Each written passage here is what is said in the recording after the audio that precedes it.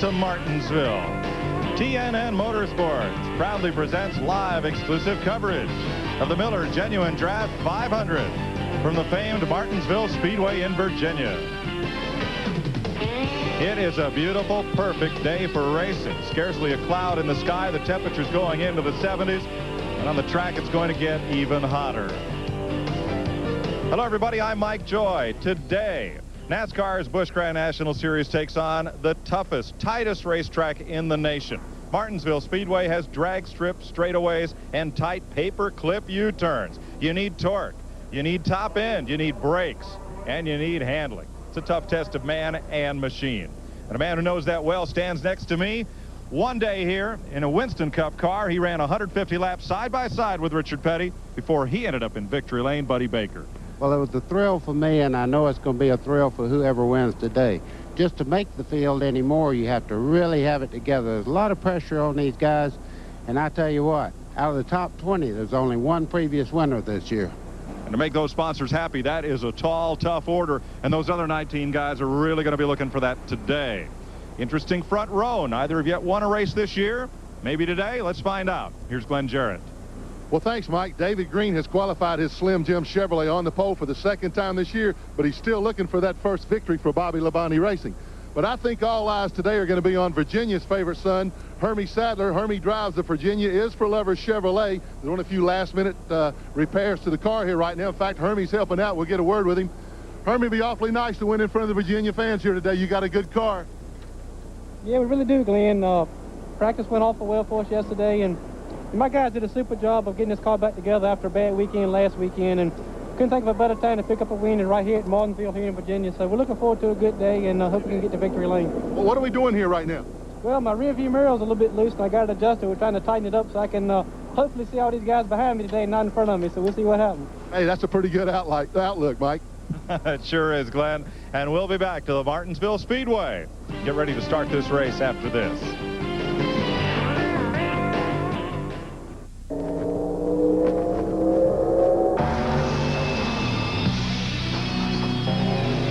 Miller Genuine Draft Rusty Wallace stock car. See it. Hear it.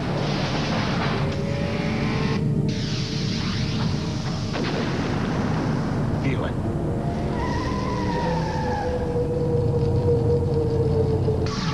Catch it, if you can. This is the perfect time to try my new Polaroid Captiva.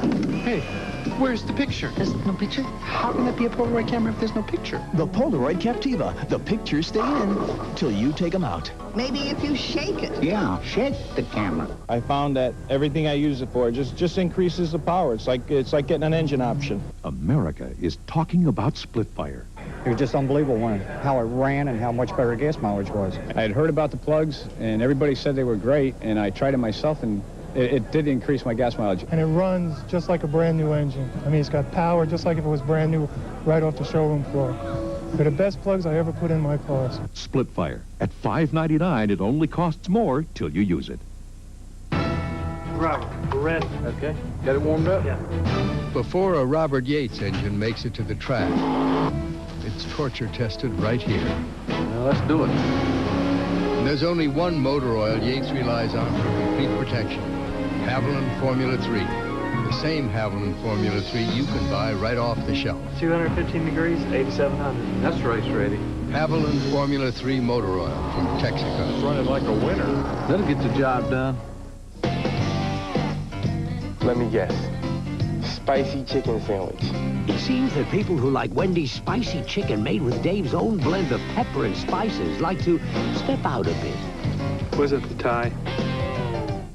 Today's exclusive TNN coverage of the Miller Genuine Draft 500 from Martinsville is brought to you by cold-filtered Miller Genuine Draft and Miller Genuine Draft Light, taking the country by storm.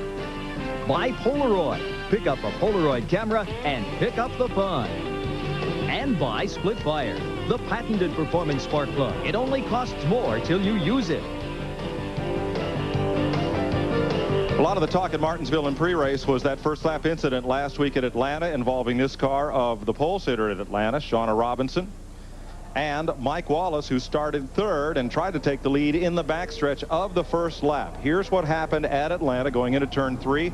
Wallace is right down on the white dashed line. He does not move up the racetrack, but Robinson slides up into Joe Nemechek, sending both cars up into rather heavy damage. We talked to both drivers. Atlanta goes, you know, there's been so many opinions, and I think everybody's valued to those opinions, and just, you know, people that voice them, that's just what they think.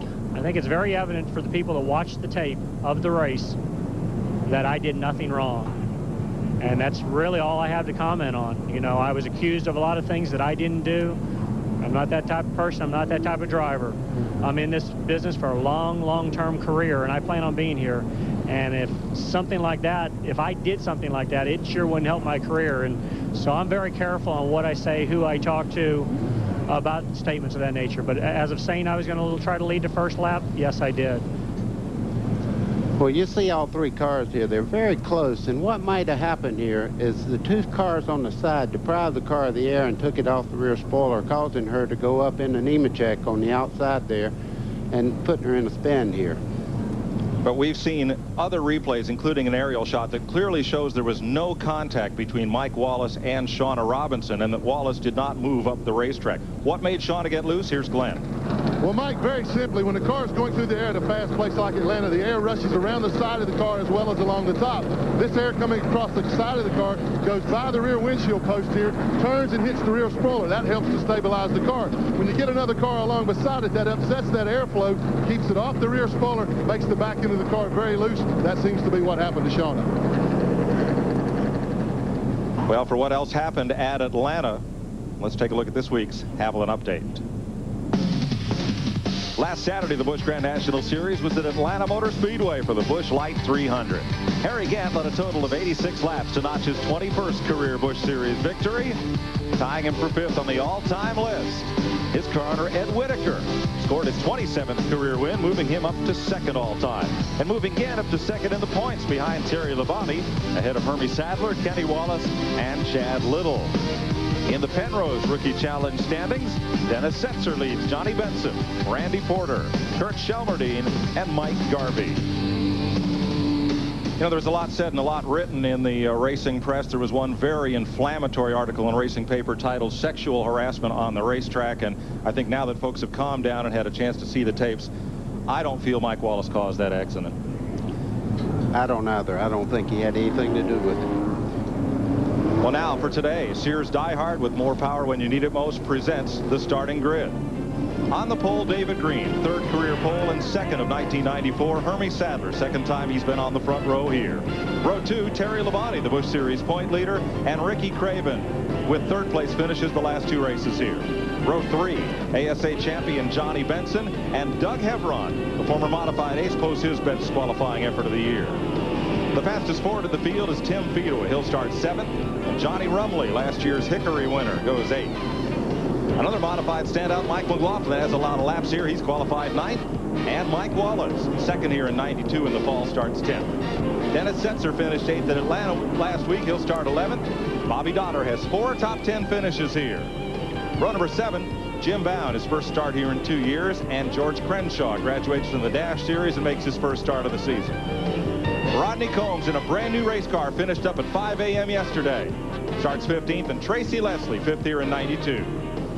Jason Keller ran 10th at Richmond. He'll be in row number 9, along with Tommy Houston, the new driver of the Luxair Ford for this week. Row number 10, Richard Lassiter posts a good qualifying effort, and Tom Peck, who ran 3rd here in 1990. Row 11, Elton Sawyer in a Ford, and Tommy Ellis takes over the drive of Randy McDonald. Row number 12, Robert Presley. Runner-up here in 1990, Kenny Wallace, who won here 2 years ago. Shauna Robinson starts in row number 13 with Kevin LePage off the NASCAR North Series. Clay Brown out of Pensacola, Florida, and Larry Pearson, former Busch champ. Michael Rich makes his 3rd Martinsville start. And USAC midget champ Stevie Reeves. Randy LaJoie comes back to Martinsville for the first time in 5 years with Randy Porter. Chad Little, who finished 3rd at Daytona, and Mike Garvey off the All-Pro Series makes his first Martinsville start. Martinsville Speedway Half a mile around, 800-foot straightaways, 12-degree bank in the turns. Tight, tough place. Mike, it's the last rest they have for 300 laps right now. That's for sure. Very tight racetrack. You're seeing this view inside Tom Peck's Channel Lock Chevrolet. And there's a look at the doggy out the window cam, Gary Clem, our director, likes to call it. That's what he'll see out the right side. We'll also have a face cam in Tom's car. And we've got an under the bumper stealth cam that not only looks out the back of the car, but it'll come all the way around and show you how that car is working in the rear suspension as we get set to go racing at Martinsville. Green flag for the first of 300 laps. And on the brake, it is Hermie Sadler up the outside. David Green, the pole sitter, not going to lead this first lap. You know, all day yesterday, Hermie Sadler had the fastest car in practice and all. I look for great things out of him today. First time that Sadler has ever led the opening lap of a Busch Series race. I am hearing Tom Peck's in car. David Green in second, Terry Labonte in third. Craven in fourth, Benson in fifth, Hebron in sixth. You know, around the bottom of the racetrack here, you see a yellow line right around going into the corner here. That's a curb that's up higher than the exhaust pipes and all. If you hit that, it knocks the car way out in the corners there. It makes it pretty hard to control. And if a car spins down to the inside, it can actually hang the car up on that curb. There's your front five. They've got about a car length separation to Doug Hebron. Spin in the backstretch, Stevie Reeves goes around, caution. Single car incident. He was all by himself. I'm not going to say he clobbered that girl today. No, Darrell said that at Richmond. I told him leave the puns to the professionals. Darrell will be back with us later in the season. Stevie Reeves goes around. Understand Tony George, who owns Indianapolis Motor Speedway, the Holman family, is the spotter for Stevie Reeves on race day. Well, the good part, he didn't lose the lap there. He's on the lead lap, and we're under caution. We'll be right back.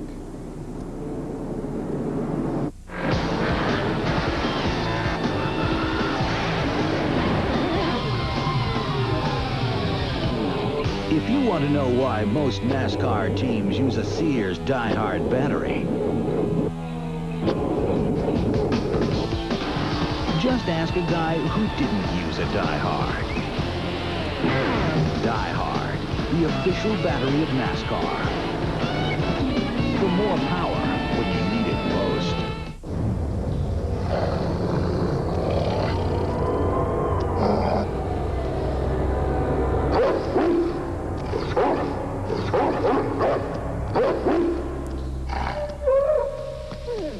The Honda V4 Magna. Nothing's meaner. And right now, nothing's hotter during Honda's red-hot deal days at your participating Honda dealer. But hurry, it ends April 30th. They've just dropped the green flag for the restart here in Martinsville. Hermie Sadler steps out with the lead, and Buddy, very quickly this field goes single file here. Oh, you have to be on the bottom of the racetrack here. That outside there is kind of like water you don't use. That's just something there to, in case you get in a slide, you have a little longer before you get to the wall. Tom Peck battling with Tommy Ellis. Randy McDonald was the driver of that car until last week, and we understand one of the reasons the change was made in that 05 car is because Ellis has that champion's provisional available to him if he needs it. That was one of the reasons that was reported.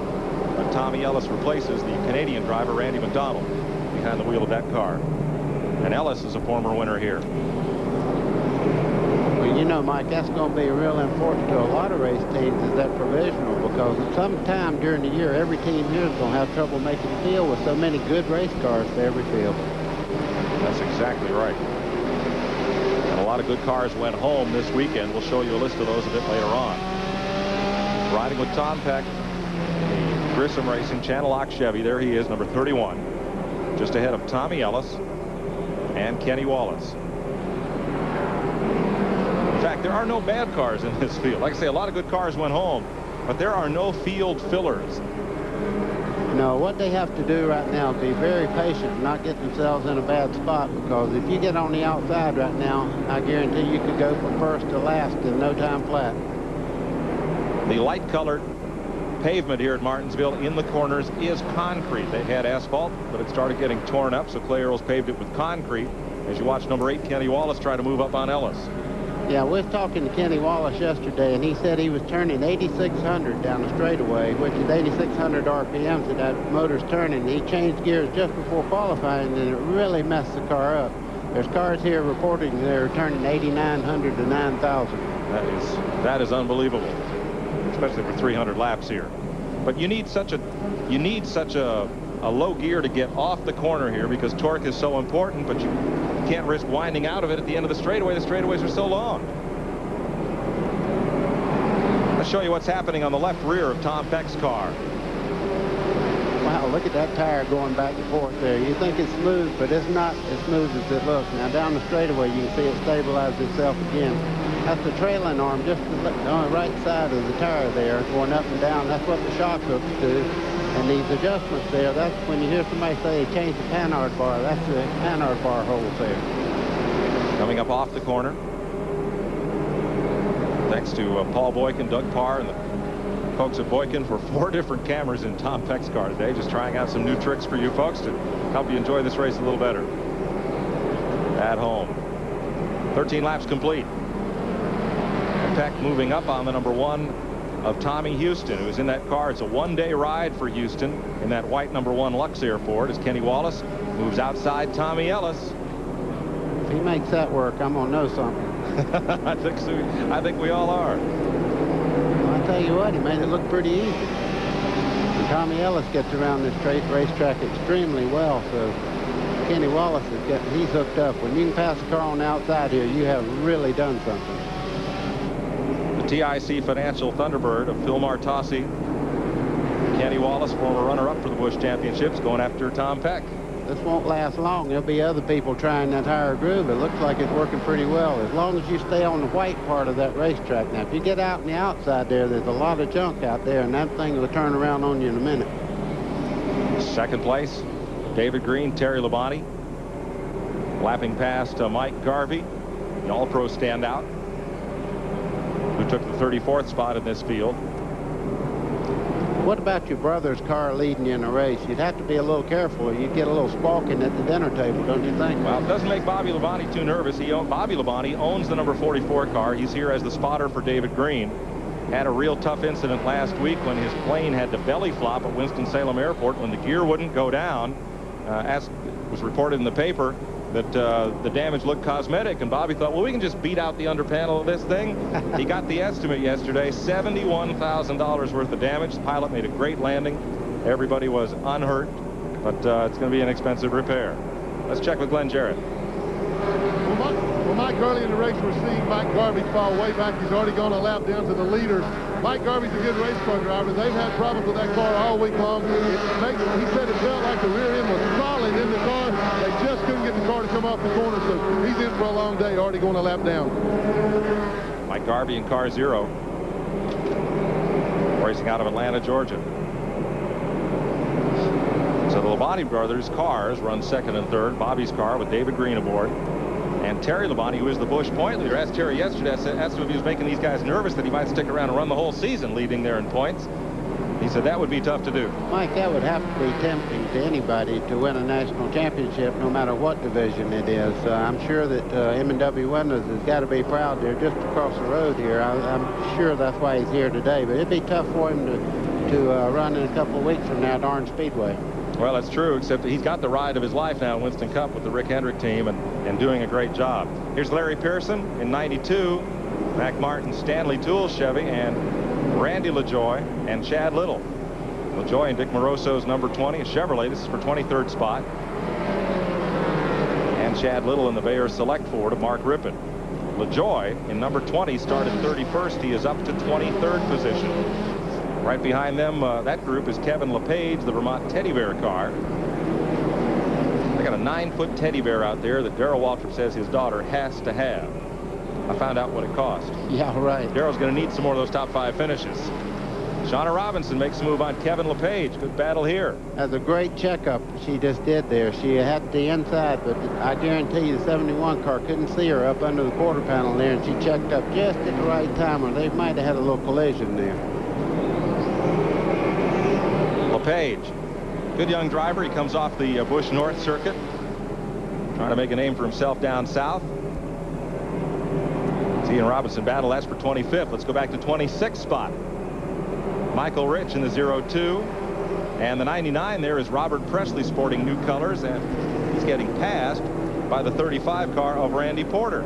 You know, when the chassis goes away here at Martinsville, it goes away. I mean, it makes the car drive terrible. So what they're probably waiting on is first pit stop, and they'll adjust these cars that are running around the bottom of the racetrack right now. Clay Brown of Pensacola getting overlapped by the leaders. Hermie Sadler leading David Green, Terry Labonte, Ricky Craven, and Johnny Benson. We'll be right back. When Burger King Flame Broiling went one-on-one against frying, you know who won? Flame Broiling won, 4-1. In fact, the Flame Broiled Whopper is the #1 preferred burger in America. And for a limited time, the Whopper is just 99 cents. 99 cents for the #1 burger. Welcome to We Burger may not be the world's #1 fast food place. It just tastes that way. Get a 99-cent Whopper at Burger King.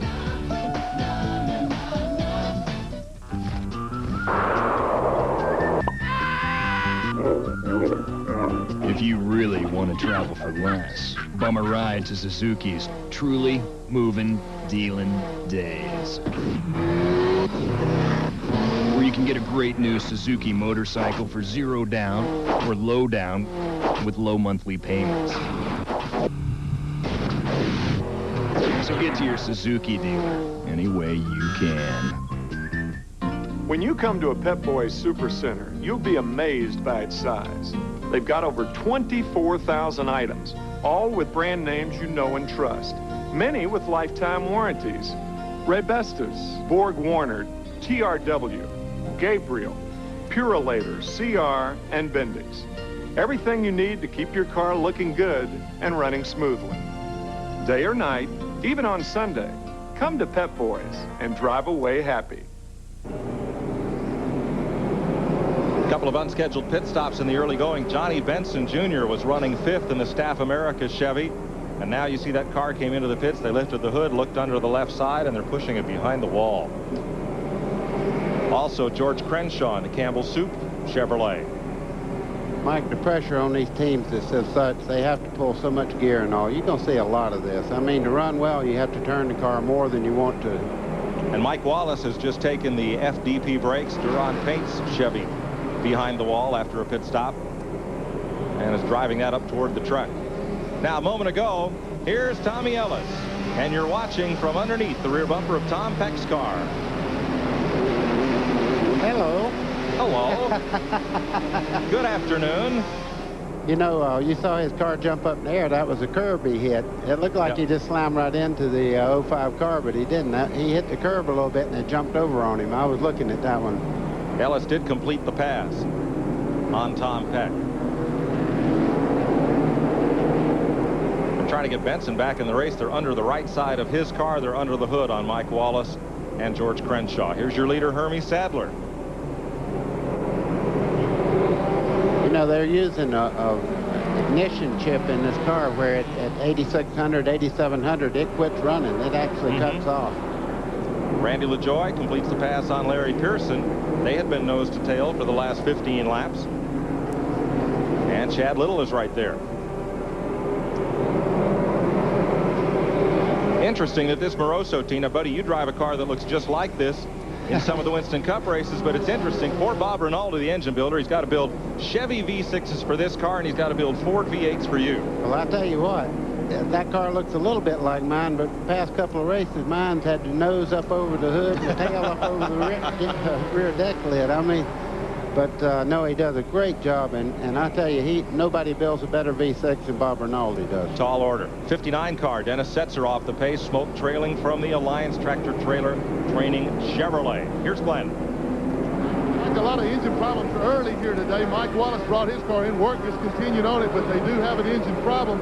Mike had an awfully good run going. Tough luck. I'm not sure what you said, Glenn, but it appears we must have something going wrong in the motor. You know, burned a piston, broke a rocker arm or something like that. It's a shame. We've had a real good run going up to that point. You know, the FDP brakes, Duran Paints car ran excellent. And, we're behind the wall at the moment. Hopefully they can tune on it a little bit and get we can salvage the finish. Otherwise, we go on to Darlington next week and run our Busch car down there in our new Heilig Myers Ford Thunderbird there. Okay, better luck next week. George Crenshaw's back on the racetrack. And Dennis Setzer continues to run, though he is slowing. There's Shauna Robinson getting overlapped by Hermie Setzer, who is setting quite a pace here. Now David Green is right with him, but they are pretty much running off from the rest of this field. Yeah, I thought he was catching Hermie at a big clip a while ago, but it looks like he kind of stabilized at the moment. What they have to do, they have to be real careful not to abuse the brakes and maybe have the pedal start down on it. Johnny Rumley in 00. The Taco Bell Chevy up on the outside of Tim Fedowa, who was the fastest Ford in this field and is looking for sponsorship. Kenny Wallace, look how far Kenny's moved up. Those are all top 10 qualified cars. Mike McLaughlin and the Fiddle Faddle Chevy right there. 34. He's not worried about brakes. All he wants to do is get up in the front, because I tell you, this is an advantage to be up front and not have a whole bunch of traffic around you at this racetrack. Brakes here are so critical, and ducting to the brakes is so important. We saw one car down in the garage area yesterday that actually had a fan inside the ductwork to the brakes to blow cool air through there, just to get more cooling air in there on those brakes. Well, that's what it is, Mike. It's a boat pump. It blows air in, you know, like exhaust. Yeah, bilge blower. Right, that's exactly what it is. And they put them inside the pipe there and blow straight into the brake. Sometimes even that doesn't help. No, you still have to regulate that right foot on it. Yes.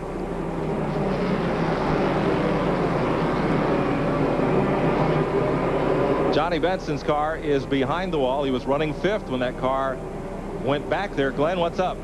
Well, Mike, also work continues on this car. Johnny's sitting impatiently by. We'll ask him. Johnny, what happened? Well, you know, I'm not sure exactly. It looks like we broke rear end yoke out front of the rear end, and, you know, Staff American Chevrolet Luna was running real good, you know. It's just one of them things that happen. We'll get it fixed. We'll get back up and run some more laps. Well, all these guys are chasing points, so they're going to repair these cars, get them back out there as quickly as they can. Thanks, Glenn. A little bit of shoving match between Mike McLaughlin battling with Tim Fedowa a lap ago, and they're going to run out of patience here pretty quick, because the lead cars are coming up to put a lap on some really good race cars right now. That's the advantage of not having to fight with traffic. That lead car got an open track, and he is really catching this second bunch here. Kenny Wallace got past this group. McLaughlin had some tough times qualifying on the super speedways, but he's got a lot of laps here at Martinsville in the modified, and posted a top 10 qualifying effort, as did Tim Fedowa in that Ford. Bobby Dotter's car very slow down the front straightaway. Thought it broke, but now it's kind of limping around the DeWalt Tools Chevy. Don't know what happened there. He was running in 9th position, and now he's just limping that car around, trying to get it back to pit road. Uh-oh. I don't believe he's going to make it all the way around. That may be our first caution right there. Tough break for Dotter. They had just changed this car over. It was a 3-link rear suspension, and they just finally gave up on that. They changed it to a truck trailing arm like most of these cars, and had a good qualifying run, but a short day. He did make it down the back straightaway and got into the pits there. I know that makes Hermie and them happy. They're putting laps on some really good race cars right now. Moving around, Robert Presley yet again. That Budget Gourmet Chevy. That is a 5-race sponsorship, we're told, for Robert Presley. They're still looking for a full season deal, as are many of these teams. You hear people talk about where's the future in racing. You're looking at them right there. There's two good representatives of what's coming up to the Winston Cup division pretty quick here. Sadler and Green now have a pack of tough traffic to get through. Tom Peck just ahead, and Johnny Rumley. Then that Chad Little, Randy LaJoy battle. You're in Bobby Dotter's pit. Well, what do you think on that? I think behind the wall. No, he's going back out. Well, what it was, I think maybe the ignition went bad on the car, because it was dead in the water when it come by the first time. Well, they've switched it over, and he's coming back up to speed. There's our cam car just in front of the leader car, fixing to go a lap down there. I know Tom Peck's not happy about this. These flat racetracks, buddy, you either catch the setup or you miss it. There's not a lot of in-between, is there? Yeah, and your crew will say, hey, you're fixing to go a lap down. Believe me, he knew that a long time ago. He's seen that car coming. Not a thing he can do about it until they get to adjust on the car. You know, as we saw that shot from the side, a lot of folks, there is a tire battle going on, as you know, Goodyear's versus Hoosiers. And Debbie Bound mentioned in the meeting, there's an easy way to tell them apart if you have a good TV set at home. Yep, you can see the Hoosiers are white walls and the Goodyear's a gold wall. The gold wall's winning right now. Yep, that's the way they're lettered. Yellow lettering on the side of the Goodyear tires. You saw it there as David Green was going past Tom Peck. Easy way to tell who's on what tire. What kind of easy way?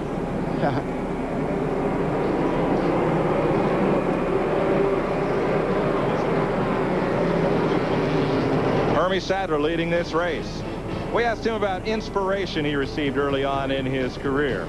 I always used to like Cale Yarborough when I was coming along. I used to like the way he drove, and of course, when I was coming along, he was the one that won a lot of races, and he was on a GM product at the time. So I learned to like him a little bit and follow him, and he's still a good, big hero of mine. This week on NHRA Today, we'll have all the latest news from the Mac Tools Gator Nationals and a profile of top field driver Mike Dunn. Check it out. NHRA Today, Saturdays and Sundays only on TNN Motorsports. Speedway, the South's fastest short track. DeSoto Speedway, the South's fastest short track, has something for you every Saturday night. And it's awesome. Late model sportsman, open wheel modified, straight stocks, modified minis, your stock minis, and a limited schedule of pro figure eights. Always free parking and great food at DeSoto Speedway. Don't miss Saturday, March 26th for DeSoto Thunder, featuring super late models and twin 50s at DeSoto Speedway. 1994 is here, and Honda goes far beyond it. Accord, designed from the ground up like no Honda to date. The body, stylish, aerodynamically efficient, completely new. The interior, quiet, spacious, feature-filled. The engine, powerful, smooth, fuel-efficient, exceptional handling, dual airbags. Ahead of its time. The 1994 Accord is here. See it now at Honda Cars of Bradenton. Well, it's getting real interesting now. You're watching forward from Tom Peck's car. At second place, David Green.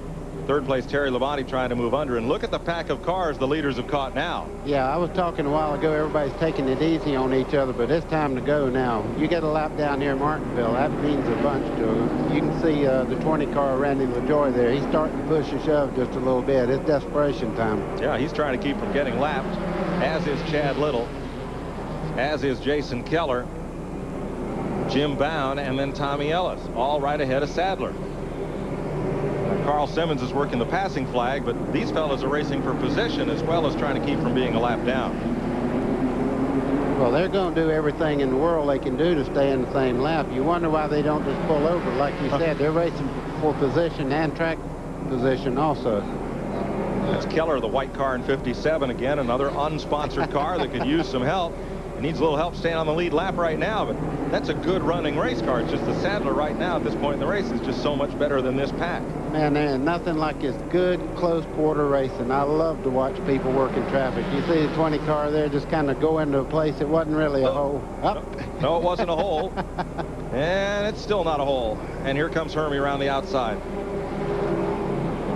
When LaJoy and Keller got to doing a little beating there in turn 3, and look at Sadler get carried way up the racetrack by 57 Keller, and LaJoy takes advantage. He's back on the lead lap.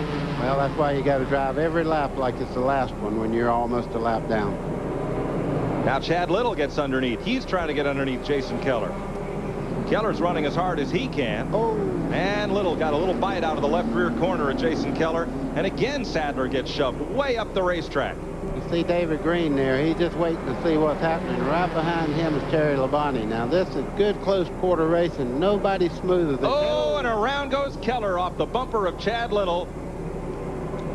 Caution is out.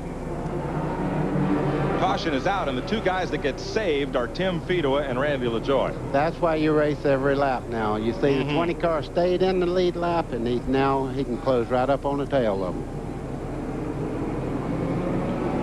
Here's what happened. Chad Little just got into the back, and around he goes. Little was lucky not to get caught up in that, as was the rest of the field following through.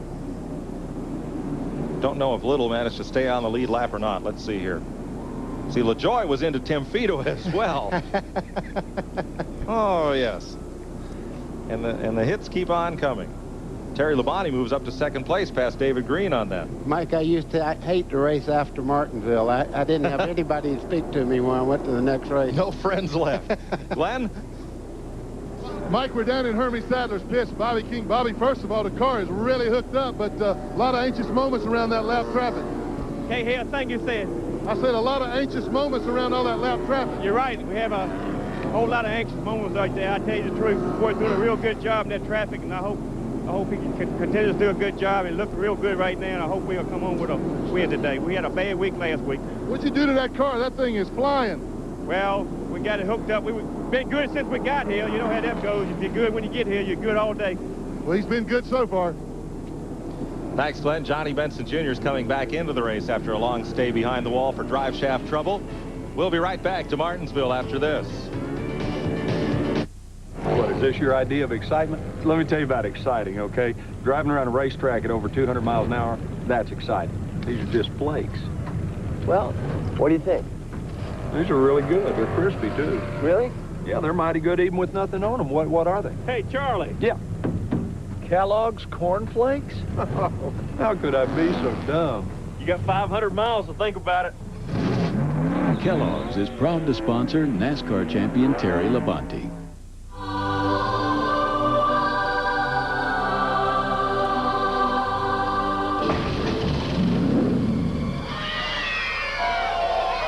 Presenting the Yardman 3-in-1 self-propelled mower. It mulches, bags, discharges, has a 6-speed drive and a ferocious 5.5 horsepower engine, all for the price of much tamer mowers. Yardman mowers and tractors, made in America. Leave it to Peerless Faucet to create a shower so smart, it can not only sense when a toilet has been flushed, it can also adjust the water temperature accordingly. Scald Guard technology by Peerless. Get more out of your faucet than just water. This is the perfect time to try my new Polaroid Captiva. Hey, where's the picture? There's no picture? How can that be a Polaroid camera if there's no picture? The Polaroid Captiva. The pictures stay in till you take them out. Maybe if you shake it. Yeah, shake the camera. Every day, we all find a way. A promise made, a promise kept, giving it our best. Napa, we're the most complete source for auto parts. And all Napa parts are backed by a nationwide warranty program. No wonder more Americans trust Napa to keep their vehicles running. We keep America running. We keep America running. Exclusive coverage of the Miller Genuine Draft 500 on TNN is brought to you by Napa. We keep America running. Working the second caution flag of the day and just about to get back to green. This one occasion when Chad Little got together with Jason Keller. Both those cars ended up a lap down. There are only 12 cars on the lead lap, the pace that Hermie Sadler's been setting. Sadler, Terry Labonte, David Green, Ricky Craven, Doug Hevron, Kenny Wallace, Mike McLaughlin, Rodney Combs, Tracy Leslie, Tommy Ellis, Randy LaJoie, and Tim Fido are the cars on the lead lap. And Terry Labonte gets into the back of Chad Little, and Chad ends up hitting Hermie Sadler, David Green, Jason Keller, all involved, Shauna Robinson, Tracy Leslie, George Crenshaw. Boy, when Chad Little got in the back of him, that just triggered a big accident there. I hate that for Hermie Sadler. His car was running so well.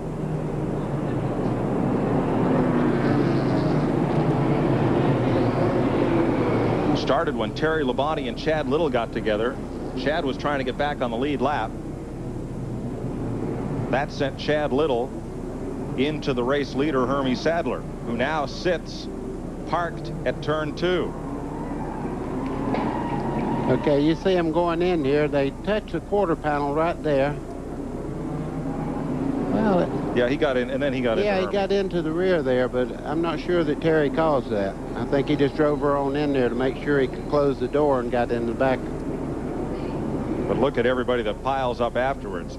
Chad Little comes to pit lane and the Busch official is holding him, he is in the penalty box. You could clearly see there that the 23 car just run in the corner just a little bit harder and got in the back of Hermie Sadler's car and turned him there. Terry Labonte he didn't touch him.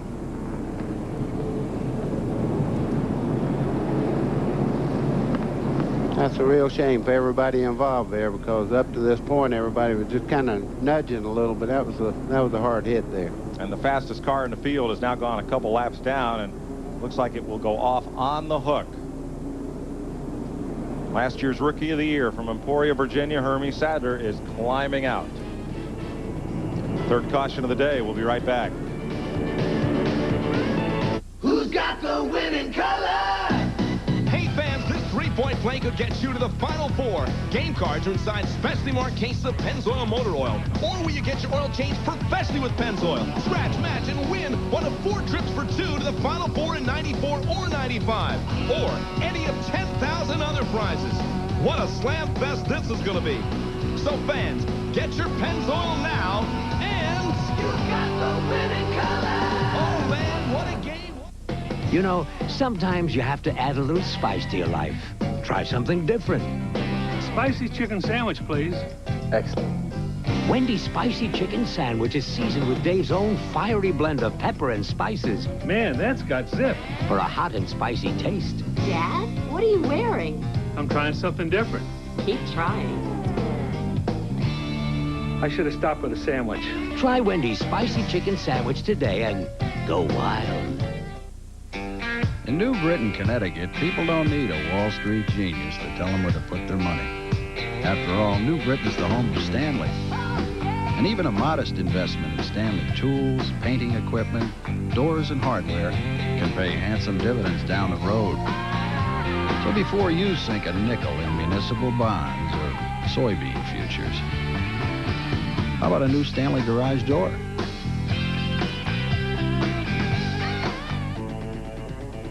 Well, if you think the action's tight and tough at Martinsville, wait 2 weeks when we go to Hickory Motor Speedway. The Sun Drop 400. April 3rd on TNN, 2 p.m. Eastern, 1 p.m. Central Time on the 3rd mile at Hickory, North Carolina. Hermie Sadler has climbed out of his car and is walking back toward the truck. Tough day. Mark Brippen's car, driven by Chad Little, still sits in the penalty box. And after another look at replays during commercial, well, let's show you again down here in turn 1. Well, you see him going in the corner here. It looks like they were just about to touch, and I think the 23 accelerated a little bit there and got into the back of Hermie Sadler's car and turned him in. Now, the rest of this is chain reaction. You see nowhere for the 57 car to go. Shauna Robinson barely got touched on the left rear quarter there. She's the luckiest of all the people in there. Now, that's George Crenshaw and Tracy Leslie tied up there.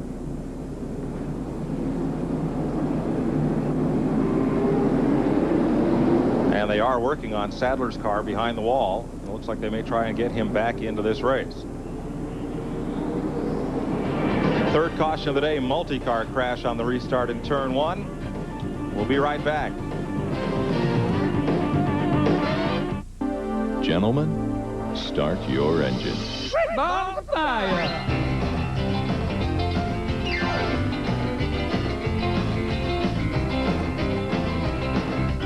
You shake my nerves and you rattle my brain.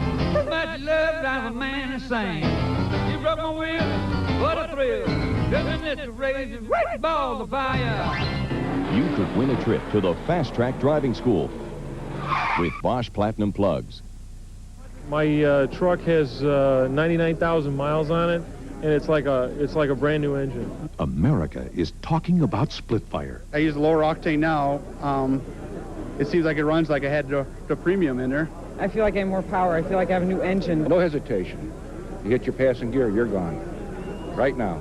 They'll pay for themselves, basically, in the first 6 months you own them. I think they're fantastic.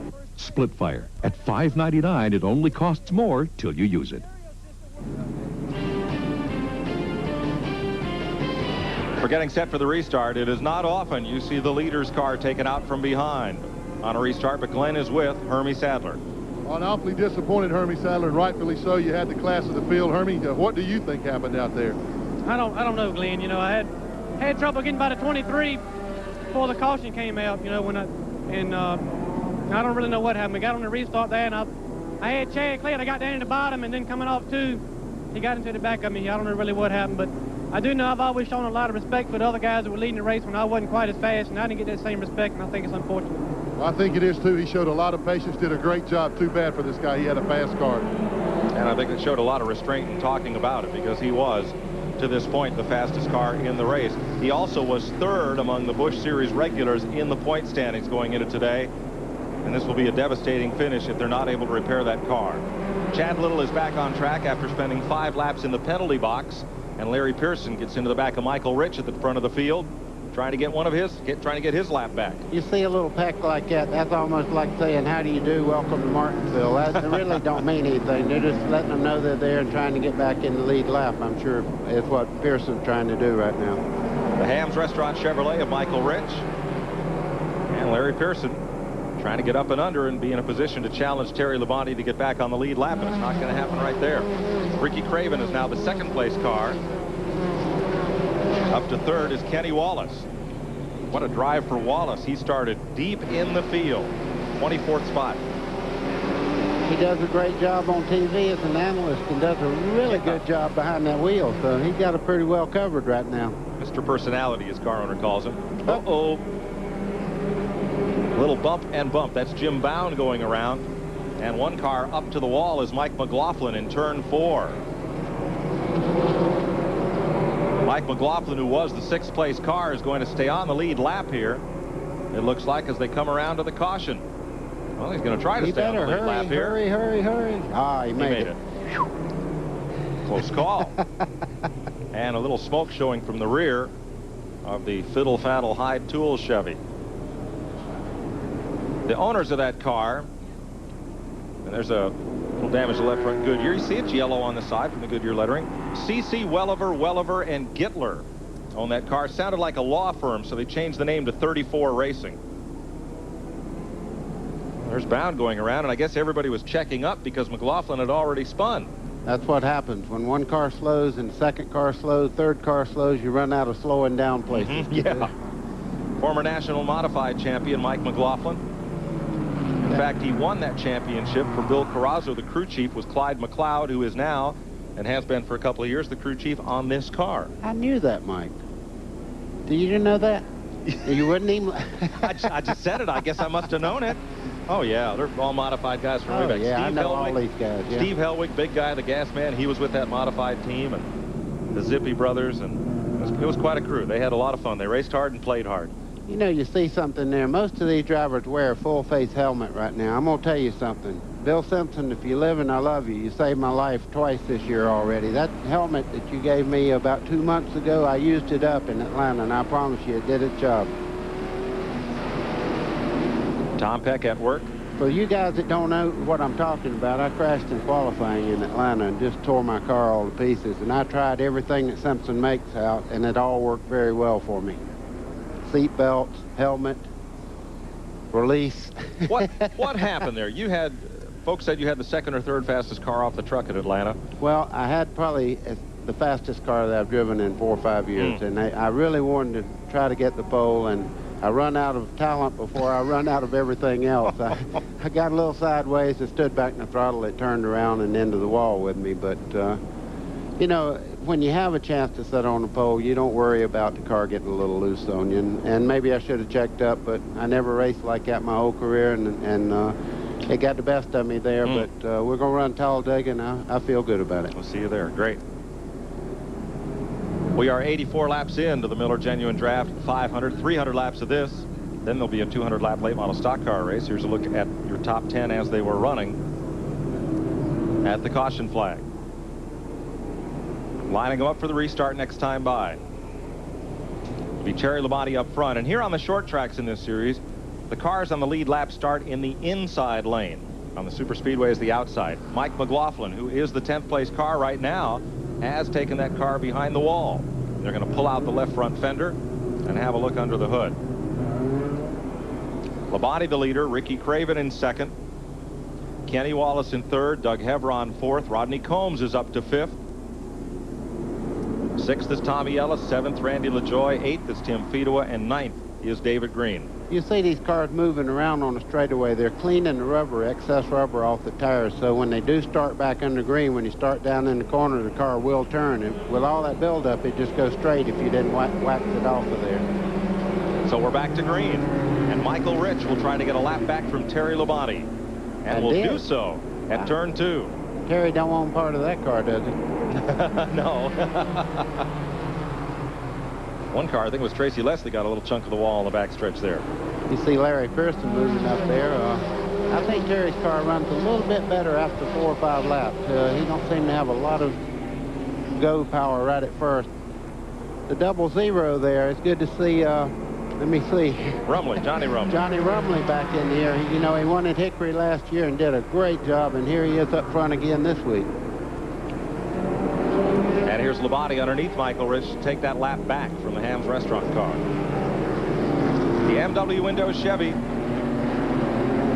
A lot of folks here from that company that backs Labonte's Winston Cup car. As Buddy mentioned, they're located just down the street here from Martinsville Speedway, and they got a big crowd on hand. Boy, that car is working perfect. He was right on that yellow line all the way through the corner. I guarantee you one thing. He won't make a mistake. He might get outrun, but he won't make a mistake on the racetrack. Terry Labonte is a very talented race car driver. Richard Lassiter there on the right. He got involved in that skirmish down at turn 1. Watch from Tom Peck's car. The new sponsor for Lassiter, a body alarm, and that's his key alert on the side. They said Tanya Harding was carrying one when she got attacked in Oregon, and in that attack, and it scared off her attackers. They said orders went skyrocketing for that car. You look in the mirror and see the nose on that one, it'd scare you too. He don't have anything to lose anymore. All right, now I'm kidding. Okay, first off, I'm kidding, but I wonder if Richard gave one to every driver in the field so they could get warned off when he was coming.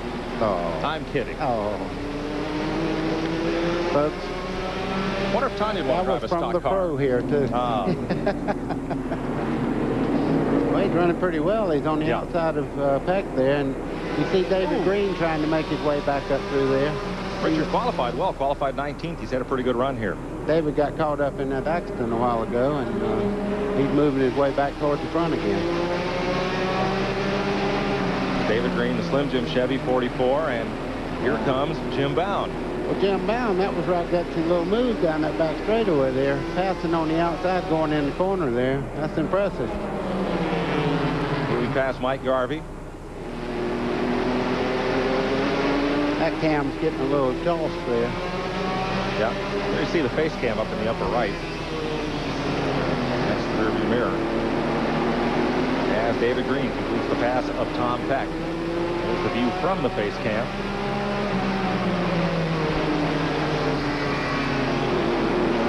Well, that's a good shot right there. 94 laps complete. Here comes Chad Little, 5 laps down, but never giving up. 5 laps. You know, that was a lot here. Yeah, that's a severe penalty, but, you know, they have to kind of keep this thing under control, too. If you just let people just start knocking and bamming, I'm sure he didn't mean to do it. Like I said, he's trying to get ahead of Terry Labonte and drove a little deeper in the corner, and maybe that was where Hermie Sadler was backing off of his car to get set up for the straightaway, and they come together. But you have to kind of police this thing. Johnny Benson back in the race. He spent quite a while behind the wall, about 7 minutes, making repairs. He believed they'd lost the drive shaft yoke and replaced that. The Staff America number 74. See Shauna Robinson going by Peck there on the inside. And here's Kenny Wallace, who's taken over 2nd place from 24th at the start. He is now up to 2nd position. Has one dented door to show for it. I think he went to bed one night and said, I want to be the best race car driver out here, because I tell you, he's the most improved driver I've seen on this circuit this year. And I think going to the Winston Cup last year and moving back to the Busch Grand National was a good move on his part. Now, next time he comes up, he'll be a winner. Yeah, I think that year did him a lot of good. It was a tough year for him. They're running for Felix Sabate's team, but like back here, he's determined to prove he belongs in the show, and the way to do that is get that car up to the front and keep it there, and that's what his car owner, Felix Sabate, or rather Phil Martossi, that's what he wants.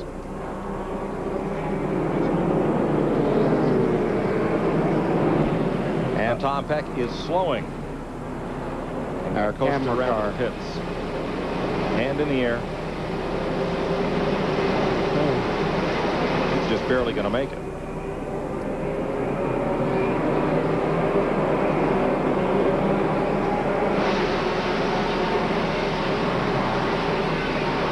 So at the 100 lap mark, Mike Wallace, Johnny Benson spent a lot of time behind the wall. Tom Peck in trouble here. Dennis Setzer's car smoking heavily. George Crenshaw out of the race.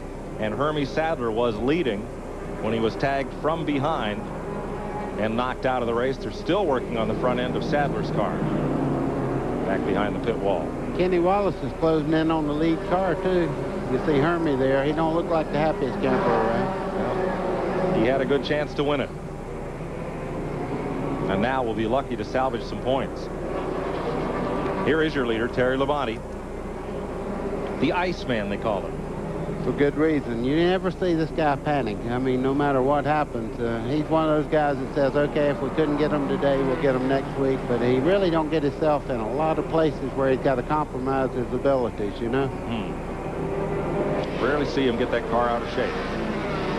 And here's the problem with Tom Peck's car beneath the rear end.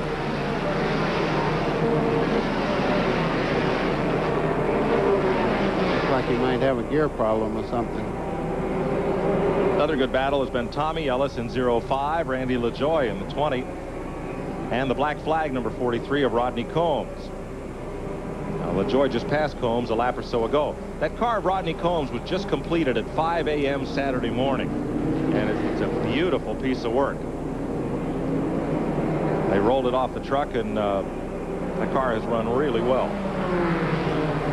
We just heard about Tom Peck's car. It's either the transmission or rear end that went out of the car. Anyhow, it won't pull itself anymore. Tracy Leslie is a part of that battle. He too is on the lead lap. Sorry, neglected to mention the Detroit Gasket car there, but all four of these cars are fighting for 5th place. Well, I tell you one thing, Tommy Ellis won't give it up. You'll have to take it. That's one of the hardest drivers on the whole circuit. Good to see him back in here. Ellis, a former winner here. Former winner of the national championship in this division. In 05. The other driver change this week, we haven't seen much of the car, but Tommy Houston has a 1-race ride in the Rodney Rexroad Luxair Ford. Mike Stefanik, another national modified champ, released from that ride. And you know, Mike, I'd like to see Stefanik get another shot in a good race car, because I'm going to tell you the honest truth. The one car is a good race car, but Stefanik has a tremendous amount of talent. And I just hate to see anybody replaced in 3 races and say, okay, we'll see you later, because I'm sure that they had a reason for it, but nevertheless, I hate to see a guy not really get a fair shake, because it's hard to get here and hard to stay. He's a far better driver than the opportunity was given. Glenn? He will be back. I asked Tommy Houston about that earlier this morning. Mike has his own car to come down here and run some, and it is just about ready, so he will be back in a few weeks in his own equipment. Good to hear. And the word is that the one team, Glenn, will name a driver tomorrow who will have the full-time ride in that car. See Rodney Combs going by Randy LaJoie there. Yep. It's a moving race car, and what a beautiful piece of work it is. 110 laps complete here. There you see the center section for Tom Peck's car. They're going to try to replace that and get him back out here. And we'll be right back with 110 laps complete. You could learn a lot about catching big fish by watching Al Lindner. You can also win the TNN Outdoors Fish America Sweepstakes. The grand prize is a complete fishing rig and an Alaskan fishing adventure. Watch In Fisherman Television on TNN Outdoors. Get ready! Speedway, the South's fastest short track. DeSoto Speedway, the South's fastest short track, has something for you every Saturday night. And it's awesome. Late model sportsman, open wheel modified, straight stock, modified minis, more stock minis, and a limited schedule of pro figure 8. Always free parking and great food at DeSoto Speedway. Don't miss Saturday, March 26th for DeSoto Thunder, featuring super late models and twin 50s at DeSoto Speedway. Bill Graham Ford presents Bigfoot Weekend. Saturday, see the king of monster trucks at Bill Graham Ford. Ford. Save big on 94 inventory, plus get a $1 off coupon to Sunday's Fun Ford Weekend. With Big Ford. At DeSoto Drag Strip. It's an all-Ford drag meet with a 5-0 heads-up showdown. Rocket Racing, the Hooters Jet Buddy Car. Don't miss Big Fun Weekend. March 26th and 27th. Sponsored by Bill Graham Ford, Bradenton. Transportation provided by Cedar Ridge RV Center, Branchville, New Jersey. Call 1-800-988-4884 and find out why Cedar Ridge is the choice of champions. 114 laps complete. Terry Labonte, the leader, puts a lap on Stevie Reeves, the midget champion, in the Clabber Girl car. That's baking powder for those of you that where that's not sold. It's a long-time brand. Owned by the Holman family that started the Indianapolis racing out. Terre Haute, Indiana, they're based. You see David Green there trying to get by Randy LaJoie on the outside. I tell you, he's been very, very methodical about it, but he's moving right up through the field.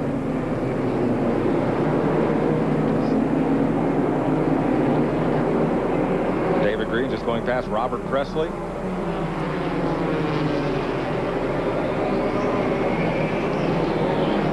Glenn? Well, Mike, this is the hat. These guys are confident down here at Terry Labonte's field. You see that hat? He's already got it hung on his belt. That's the one they're going to put on Terry Labonte in Victory Lane. That's Ron Gage does PR work for them. These guys really think they're going to win this race. They're ready.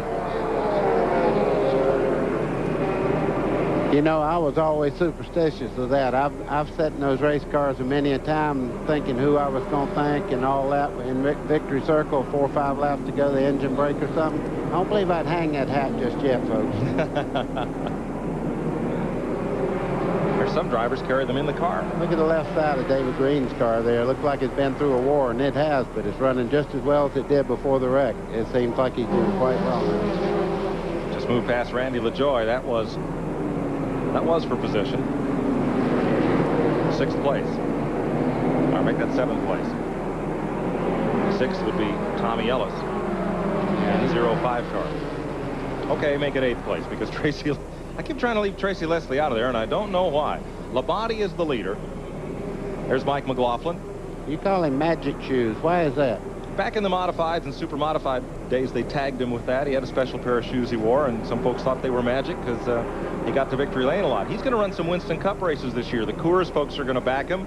This Team 34 will put a car under him at Michigan, Pocono, and Watkins Glen. He's going to need Magic Shoes. They keep smoking like that. It won't be long before they black flag him, I'm afraid.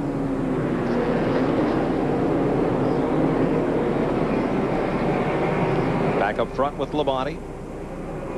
Bobby Dotter right behind.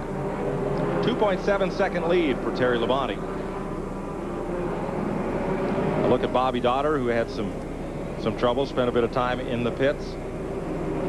I tell you, points are so important to these guys, though. If they can fix them, they don't care how many laps.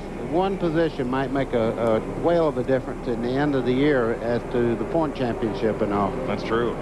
There's Tommy Houston in the number 1, the Luxier Ford.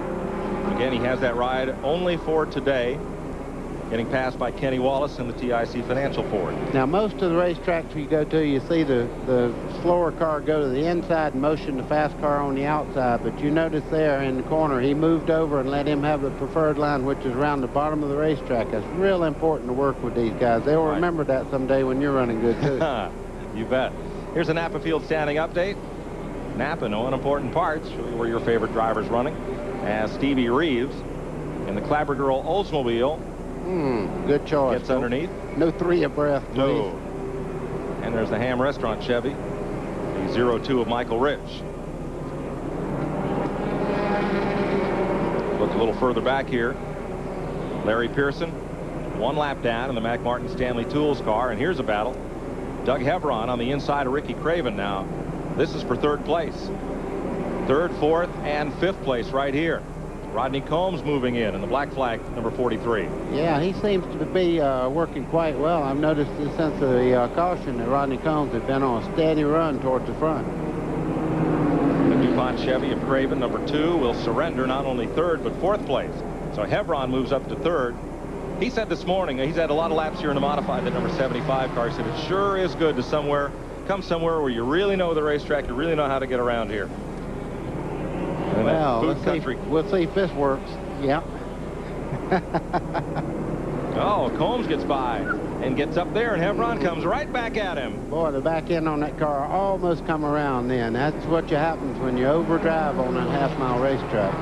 And that was Hevron's one concern. He says, I just don't want to overdrive the car today. I want to keep it under me. And he's doing a good job of that in the Charlie Henderson Food Country 75. Let's show that one again. Well, he has the spot there. He just keeps driving her in there. Watch the back end on this car. See the front wheels turn out into the skid there? All he had to do was just hold his line on the bottom, drive right back by Combs. That's Doug Hevron's run enough short tracks. He knew if he run in that hard, he would be able to pass him back coming off the corner. And David Green moves up on Rodney Combs. And that's for 4th place, the black flag Pontiac. Mike, the other thing that does, you use up a lot of tire when you turn them sideways like that. You notice he's dropping back here. Of course, David Green's flying right now. He's coming up through here. He'll be back up front in just a short time. But I think Rodney Combs has used up his tires for a moment.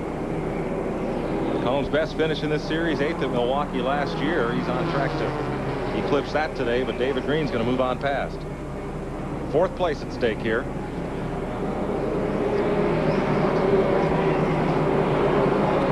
Boy, that 44 is awesome getting in the corner. He goes in a 2-car length deeper than anybody here.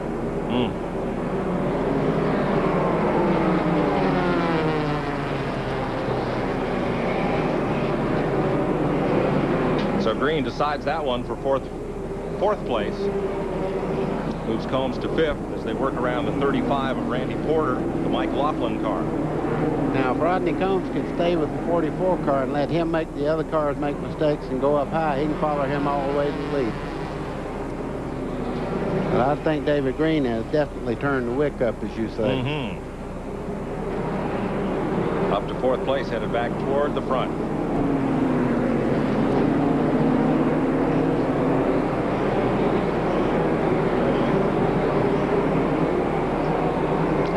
Rodney Combs there, now in 5th place. Steady run. Then we're going to pick up Randy Porter in the Mike Laughlin car, and then Mike McLaughlin, the Fiddle Faddle Chevy, who is 33 laps down after some time behind the wall, but back up to speed. The number 2 is Ricky Craven. He's the 6th place car. The DuPont number 2 Chevrolet, Craven's own car this year. That's Jim Bound on the outside going by there. Now that's the locally owned Hensley car. Hubert and Jeff Hensley own the 63. Lysol, the sponsor on that car today. I don't even have a pun to say on that. Lysol, come on, you're the pro. Give us something. Can't think of one. Then the 74 of Johnny Benson. He spent 5.5 minutes, or rather 15 minutes and 50 seconds behind the pit wall. The Staff America Chevy is 42 laps down. Randy LaJoy, number 20, is on the lead lap in the Finaloo Chevrolet, number 20. Talking about Randy LaJoy, when he stopped, he made a chassis adjustment, and I think he went the wrong way because he's dropping back right now, and he's not able to keep up the speed with the lead cars. He is on the lead lap. Tracy Leslie has just gone by him. The Detroit Gasket Chevy. And Leslie's going after Ricky Craven. This is for 6th place. And it looks like Tracy may take it if Jim Bound stays up there on the high side. There's Randy going up under the Craven car. He's sticking pretty good. I don't know where he's losing his time, but he's not able to run with the Terry Labonte car as far as lap times are right now. Right this minute, the only car that is Kenny Wallace. At the tail end of that pack is Chad Little, the Bayer Select Ford, number 23, and Little spent some time in the NASCAR penalty box, 5 laps. Now, Labonte is the leader, but Kenny Wallace is closing in. Work continues behind the wall on Tom Peck's car, replacing the rear end center section, and we'll be right back to Martinsville. If you're looking for a reliable place to service your car or truck, I've got great news for you. It's a Pep Boys Automotive Super Center. No matter what you drive, their ASC certified technicians are here when you need them, day or night, even on Sunday. Or Raybestos Brakes. TRW rack and pinion repair, diagnostic tune-ups, even air conditioning. For dealer quality service at prices you can afford, come to Pep Boys and drive away happy.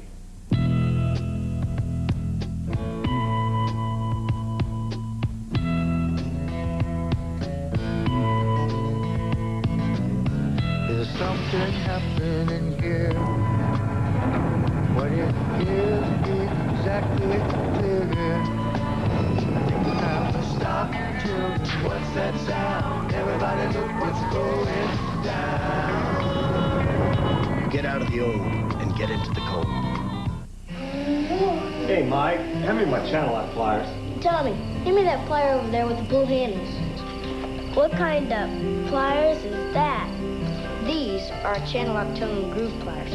My dad uses them on his race car, too. For the tough jobs and the small jobs, reach for Channel Lock, the handiest plier of them all. Hey, guys, anybody seen the channel lock pliers? Channel Lock. Be sure you're getting genuine Channel Lock pliers. Look for this trademark. From day one, the hunger was instinctive. The passion, unstoppable. And the drive to dream to win and to break new ground will never, never end. TNN Motorsports 1994. Hold on.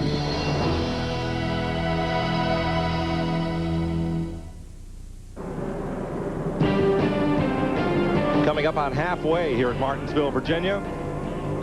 Welcome back to our TNN live coverage of Busch Series Racing. Mike Joy with Buddy Baker and Glenn Jarrett today. As Terry Labonte takes over where Hermie Sadler left off, he has not surrendered the lead since he took it over and Sadler was hit from behind by Chad Little, trying to get himself straightened out after diving into the corner on the restart. But Labonte may not be leading for long. Kenny Wallace has been closing in. Moving up on the Taco Bell 00 of Johnny Rumley. Whoa, a little loose there. Glenn, a couple of cars running real well, and one of those is trouble. Turn 2. Tommy Ellis went around. He and Mike Garvey appear to have been involved in that one. And it'll be the 5th caution of the day. Well, this changes everything.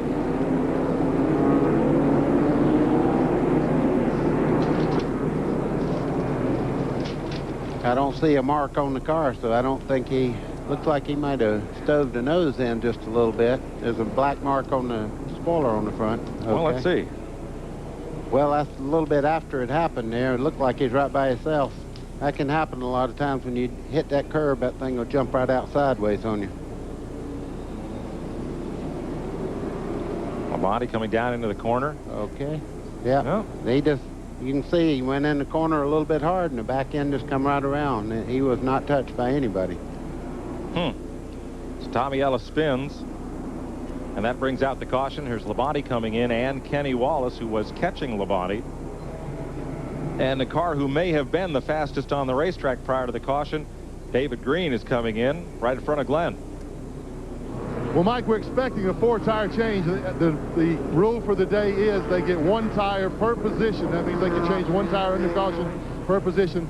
So we will see a 4-tire change. I expect that for everybody. You know, this caution came at an ideal time. This is lap 150. We're halfway in the race.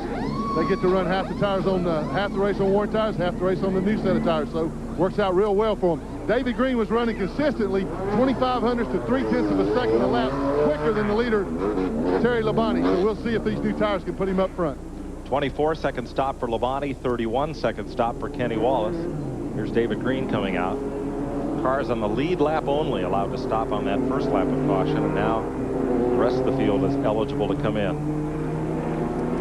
The recipient of this was Randy LaJoy. He's come all the way up to 2nd place on that pit stop. He must have just took on 2 tires. We'll have Glenn check at it a little while later. Don't believe he stopped, but he's coming in this time, as is Ricky Craven. Huh. A little bit surprising that they would not have stopped with the other cars on the lead lap. So that gain of his is momentary. Okay, what he did, I think he come in, he just changed right sides, and now he's getting left sides. He must have had a problem with one of the tires or something. Glenn? Well, you're right, buddy. Ricky Craven did come in and only change right side tires. He got left sides at that time. I don't know if they didn't feel like they could get them all four changed or what, but he beat David Green out very, very badly, but only because he only changed 2 tires. But that puts him back in the running order where he probably would have been had he changed all 4 anyway. Glenn, I think you're right. They were so far back in the line, single file coming around for caution, that there's a legitimate concern whether or not you could change 4 before that pace car came around again. So that's the strategy. As Labonte leads this one under caution, we are just past halfway, 152 laps completed. And we'll be right back to Martinsville, Virginia.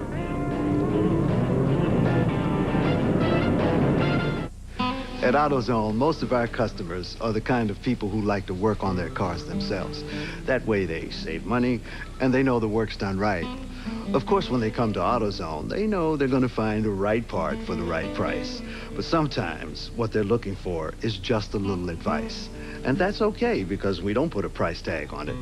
You see, at AutoZone, we take pride in taking care of our customers. And we've learned that when you treat folks right, they keep coming back. My truck has 99,000 miles on it, and it's like a brand new engine. America is talking about split fire. I use a lower octane now. It seems like it runs like I had the premium in there. I feel like I have more power. I feel like I have a new engine. No hesitation. You hit your passing gear, you're gone. Right now. They'll pay for themselves, basically, in the first 6 months you own them. I think they're fantastic. Split fire. At $5.99, it only costs more till you use it. Coming to TNN Motorsports, the Goodwrench 500, the Winston Select, the Budweiser 500, the Champion Spark Plug 500, the Slick 5300, the Splitfire Spark Plug 500, the AC Delco 500, the Slick 5500, Winston Cup 94, get ready.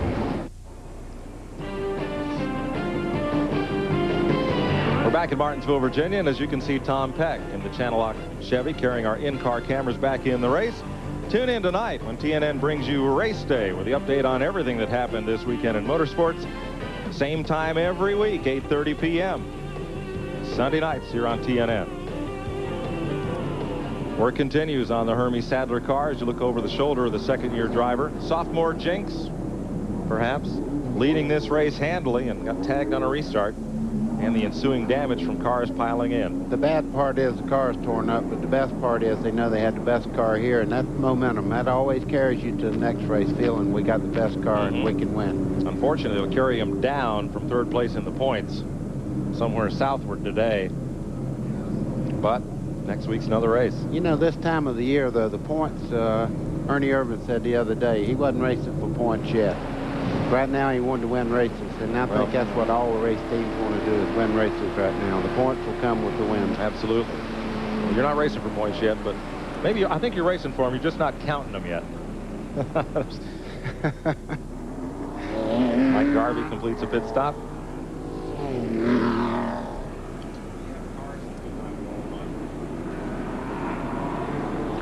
A little bit of cleanup. Somebody apparently lost a fan belt out on the track near turn 1. Tom Peck was in the pits for 19 minutes. He is 54 laps down. Looks like you're looking at a rope swinging down the straightaway there, everybody cleaning those tires, but that's so important. I can't tell you what it drives like when you get all that buildup of rubber and stuff on the tire and start in the corner. Look at this list of cars that did not qualify. Some very good race cars went home here. And some other good race cars did not even enter. As you look down this list of drivers who missed making the field. Only one round of qualifying, which makes it tough. Joe Bessie is not here. That team, they said Atlanta would be their last race for a while if they didn't receive sponsorship and couldn't put anything together. That's a very much a front-running car. Kirk Shelmerdine, Levin Racing, saying they're taking a few weeks off. They're out of engines. Another car that was here wasn't on that list. Dirk Stevens, the top driver from the West Coast, had such a good run at Richmond. They have 2 brand new motors coming to the shop Monday. They lost their last one yesterday here in practice. A little...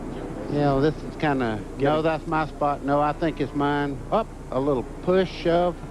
And a little line me up. Fidow won that little deal, by the way. Well, he's trying to get back on the lead lap. Tim Fidow is 1 lap down in 9th place in the 55 car. going to get back on the lead lap, at least for the moment. That's what always makes Terry Labonte such a good race car driver. He's just going to take his time, so he got ahead of him. Now he'll let the car do its job, and then he'll try to move up there. He's not worried about Fidois. A lot of bumping and shuffling back in the pack as at least one car didn't come up to speed. And Kenny Wallace goes for and takes the lead.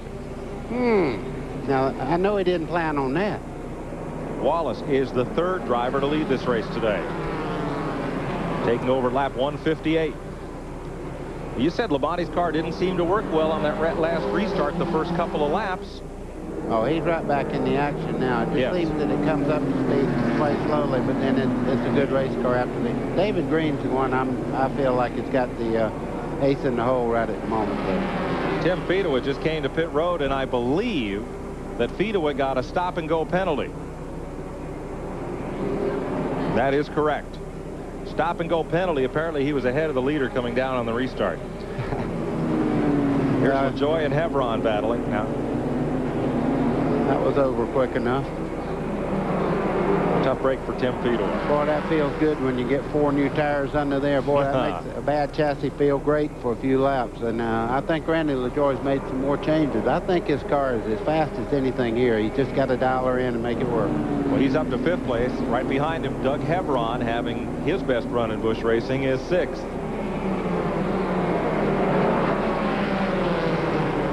Hebron was kidding today. He says he's always picked the wrong year to move up. When he moved up to Winston Cup, there were a whole bunch of top drivers there running for Rookie of the Year. When he went to Indianapolis, Al Unser Jr. was a rookie, a number of top drivers there. He says he's always picked the wrong year. You see Terry Labonte's run back. He's closing the door in on Kenny Wallace right now. But catching a car here is one thing. Passing them's another. Yep.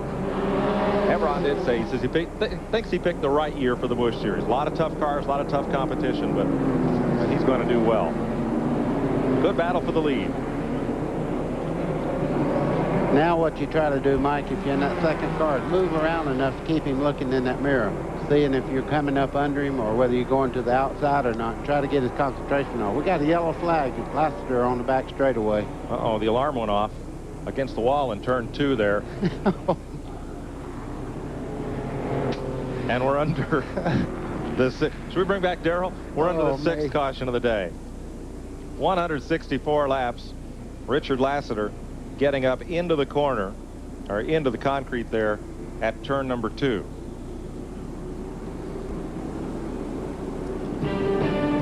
We asked Kenny Wallace, who now leads this race, about the early days of him going to racing, who he pulled for and what he thought about it. I think when I really wanted to drive a race car was when I watched the Joey Chitwood thrill show. I think there was a lot of young kids that, drove the car on 2 wheels, and they rode motorcycles. They done that at Tri-City Speedway in Granite City, Illinois. That's when I first said to myself, sitting in the grandstands as a kid, I wanted to be a race car driver. When you come to a Pep Boys Super Center, you'll be amazed by its size. They've got over 24,000 items, all with brand names you know and trust, many with lifetime warranties. Raybestos, Borg Warner, TRW, Gabriel, Purolator, CR, and Bendix. Everything you need to keep your car looking good and running smoothly. Day or night, even on Sunday, come to Pep Boys and drive away happy.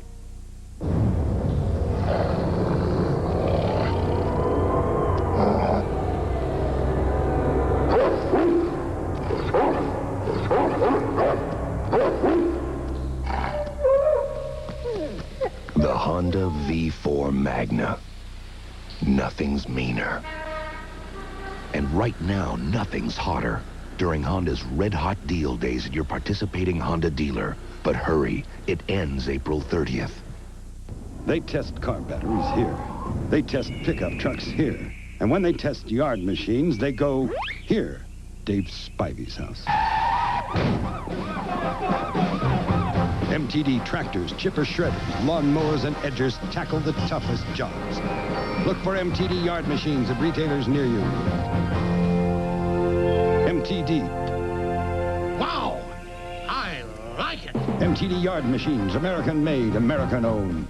This is the perfect time to try my new Polaroid Captiva.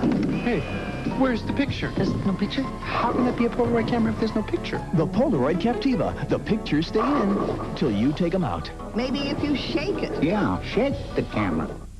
This week on NHRA Today, we'll have all the latest news from the Mac Tools Gator Nationals and a profile of top field driver Mike Dunn. Check it out. NHRA Today, Saturdays and Sundays only on TNN Motorsports.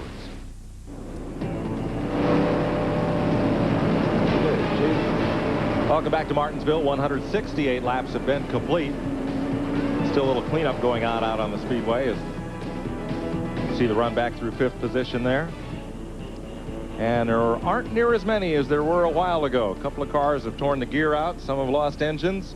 This has always been one of the toughest tracks on attrition. Well, I was just fixing to say, Mike, it's something going on all the time. Ricky Craven fighting a battle now. Glenn can bring us up to speed on that. Well, buddy, this is John Monson. He's Ricky Craven's crew chief, and if nothing else, they're going to get the award for the hardest working crew today. He's been in no less than 7 times in the last couple of caution periods. John, what's the problem? Well, we are probably the hardest working crew here. These guys have done a great job. The problem is that we got banged by a lap car, and it knocked the toe in out, and we've had to fix it. It's taken 2 or 3 times in to fix it. Overall, I think we're in pretty good shape now. We're last on the lead lap. We got fresh tires, and I think we can go the rest of the way without a problem. We had a real good car ever since we've got here, and we just want to put the DuPont Chevrolet up front. Well, I'm going to let this guy catch his breath. He needs a rest. Okay, Glenn. Like Clyde McLeod, John's another transfer from the NASCAR modified division into Busch Racing. Tom Peck trying to keep the tires clear here as he, like us, waits for green. Out there, all that matters is the challenge of the cast. The perfect presentation, the perfect lure. Then it happens. Reel in the magic, Saturday and Sundays on TNN Outdoors. The Bellamy Brothers live at Terra Golf and Country Club March 27th. Also featured our local favorites, the Dixie Flyers and Dixie Rose. Gates open at 11:30 a.m. and the fun goes until 9 p.m. There'll be a barbecue, carnival games, cloggers, line dancing instructions, and lots of country fun. Bring your lawn chairs. Refreshments will be available, so don't bring coolers. The Terra Country Club Western Festival, located at exit 41 off I-75 on State Route 70 in Bradenton. Sponsored by Plantation Gardens, U.S. Homes, La Maison, Tri-Phase Electrical, and Bill Graham Ford. The Bellamy Brothers live March 27th at Terra. Some classified information about Classivision, Paragon Cable's Real Estate Channel 19. Classivision is a 24-hour listing of homes available through local realtors, associates, and builders. Full-color photographs are classified by location and ascending price, and the sections, including home improvement, rotate hourly. So if you're looking for a home in Northwest Bradenton, watch for the Northwest section until you get to your price range. Then just call the name and number on the screen and tell them you saw their listing on Classivision Channel 19. Getting ready for the restart here at Martinsville from, well, we call it Elmo Cam, even though Elmo's not driving the pace car. Marlon Wright behind the wheel of the Pontiac safety car in the Busch Series. Kenny Wallace leads this race. He's the 3rd leader of the day over Terry Labonte, David Green, Rodney Combs, Randy LaJoy in 5th. Doug Hevron and Ricky Craven are the 7 cars on the lead lap. As we're back to green. Reeves on the outside trying to get a lap back. Not going to happen. Ooh, the 8 car got sideways. Kenny Wallace got completely sideways there. And here comes Terry Labonte. Texas Terry underneath Kenny Wallace thinks a little better of it as he squares off coming out of 4. See Chad Little there. He's 5 laps down, but he's going to race every lap. Whoop. Boy, he isn't turning that car. He is kicking it. That thing looked like an outlaw sprinter when it cut there at turn 2. That car of Kenny Wallace. David Green has to have made more passes today than anybody on the racetrack trying to get back up to the front. It seems like his pit stops have got him back out behind a bunch of cars every time he makes a stop. Moving up behind Michael Rich, who is 1 lap down, but in the top 10. That 0-2 car, good run for him today. Well, those are 2 evenly matched cars. I believe Terry's car is handling just a little bit better on the bottom of the racetrack, though. Oh, trouble in 4. 4 cars crash, and Shauna Robinson takes a hard shot into the outside wall. It was George Crenshaw, Shauna Robinson, Tommy Ellis, as far as we could see. And way back up the racetrack, Johnny Rumley was involved. And did Hermie Sadler, just back on the racetrack, did he get a piece of that too? Ricky Craven got the right rear knocked off of his car. Here's Shauna Robinson's, the Ed Ferree Polaroid Chevy. She seems to be okay. I see her moving around in there. She's checking the steering to see if it'll still move. You see her kick the clutch there. I don't think that one's going anywhere, though. The right front's back in the glove box. Well, let's see what happened there. This was well back in the pack. There's George Crenshaw. The Campbell soup can is dented. Top of your screen. Oh. Brumley got around backwards. Oh, man. Our car shot up the racetrack here. Craven was in it. Ellis. Doug Hebron just missed the wall.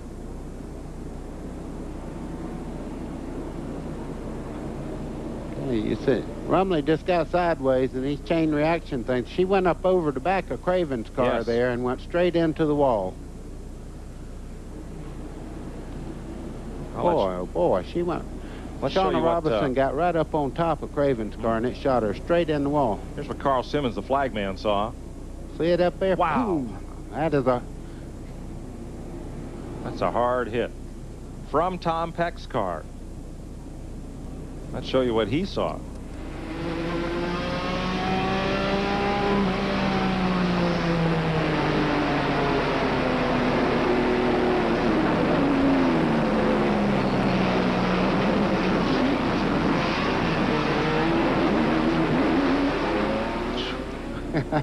What's the old saying, it ain't over till it's over? No.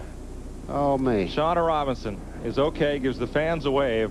Took a very hard shot into the wall. She was having a good run today. She was in 15th position. You see her holding her ribs there. She'll have to check them things. I tell you the honest truth, I don't like those in-car cameras anymore. I'm still hurting on my right side. I know what she's going through. When you get those ribs hit, I'm going to tell you, that's a little painful deal. Took a hard shot into the wall after a tough day last week. Bittersweet weekend. Sat on the pole. Sports Illustrated was there to do a full-page spread on her, and getting involved in that incident on the first lap at Atlanta. And here, running in the top 15, running well. And John Suggs there, where they're getting involved and really going hard into the turn 4 wall. Well, I tell you what, I know it's a short track and you see where they run 70, 80 miles an hour, but that was a full 80-mile-an-hour contact into a concrete wall, and I tell you, it hurts. Glenn is with Shauna. Glenn? Well, first of all, Shauna, you seem to be holding your ribs. Are you okay? Oh, it hit pretty hard. I think I'm all right. I'd probably just bruised them a little bit. It hit a ton for being on such a short track, and, you know, you don't really feel like you're going too fast, but when they hit hard. Well, we saw that on the replay. From your angle, what happened? Really, Glenn, I don't really know. I mean, I don't think I caused anything. I couldn't really tell. It's hard to tell when there's so many cars. All I know is my spotter said, you know, let the 2-car go and get with him. And that's what I was doing, basically. And I was on the outside, so evidently a car came up, pushed me into the wall. But I really don't have a clear thought for it right now. She wants to go get checked out. We're going to let her do that. Thanks, Glenn. Yeah, she was trying to get around this car, Ricky Craven, and you can see the damage on the right rear of Craven's car, where she was trying to avoid the incident, got launched up into the turn 4 wall. She's a talented race driver. Just having a couple of tough weeks in a row. Ricky Craven on pit road, and we asked Ricky Craven, when did he decide to be a race car driver? I'm not sure I made up my mind. At a really early age, and you know, it was part of my environment. My dad raced, and a lot of people, you know, hard for some people to believe, but there are a lot of tradition in Maine, racing tradition, and I knew at an early age I wanted to race.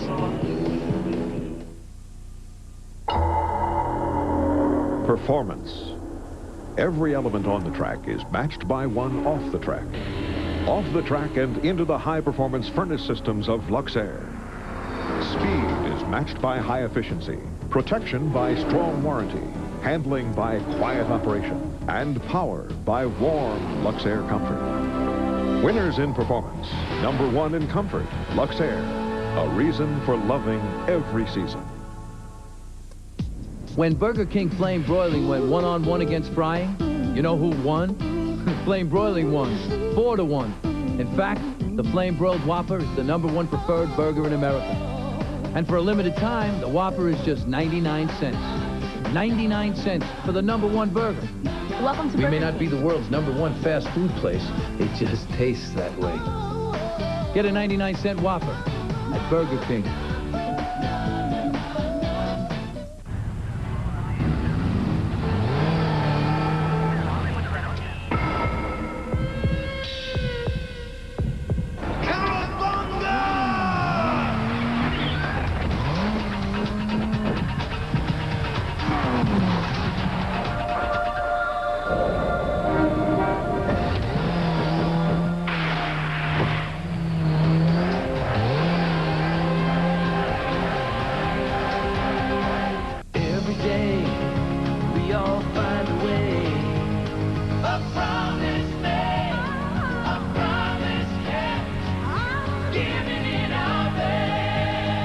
Napa, we're the most complete source for auto parts, and all Napa parts are backed by a nationwide warranty program.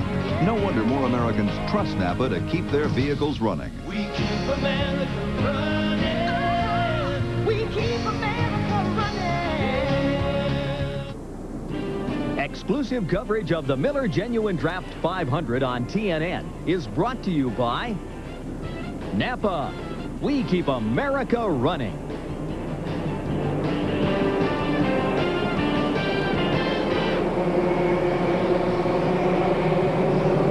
They've just dropped the green flag for the restart.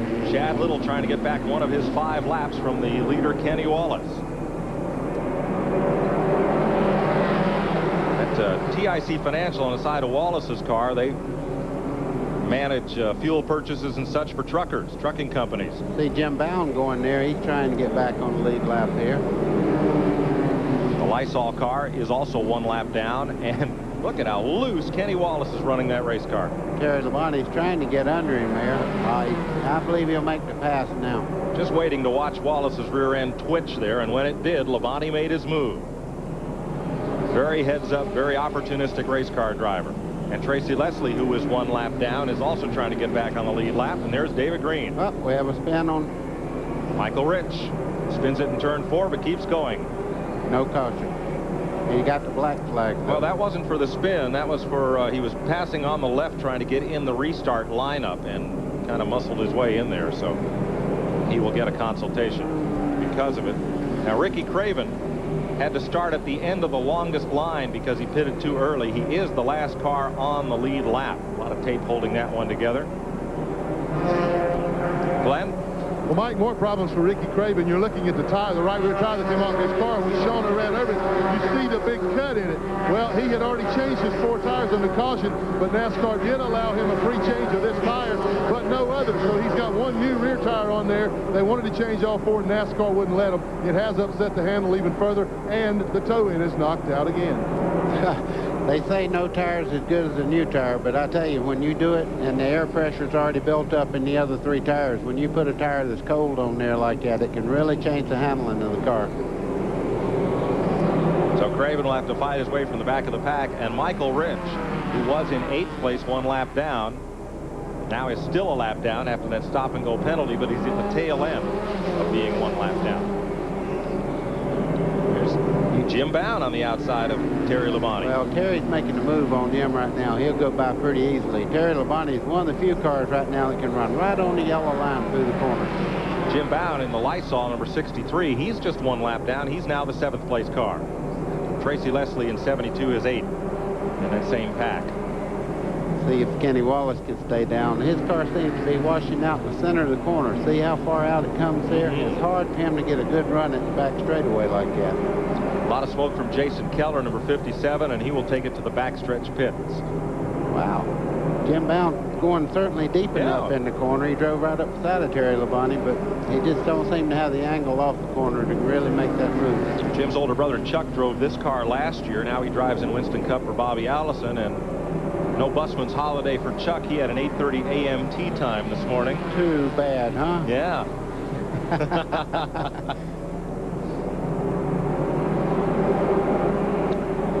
The only thing that would have been worse if he took Debbie Bound, his wife, with him. We hadn't had her to work with us up here. Wouldn't have had a chief spotter. We're at 191 laps.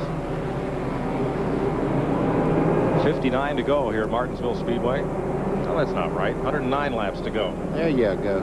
I'm still running twin 250s here. And we'll mention that Hermie Sadler is back on the racetrack.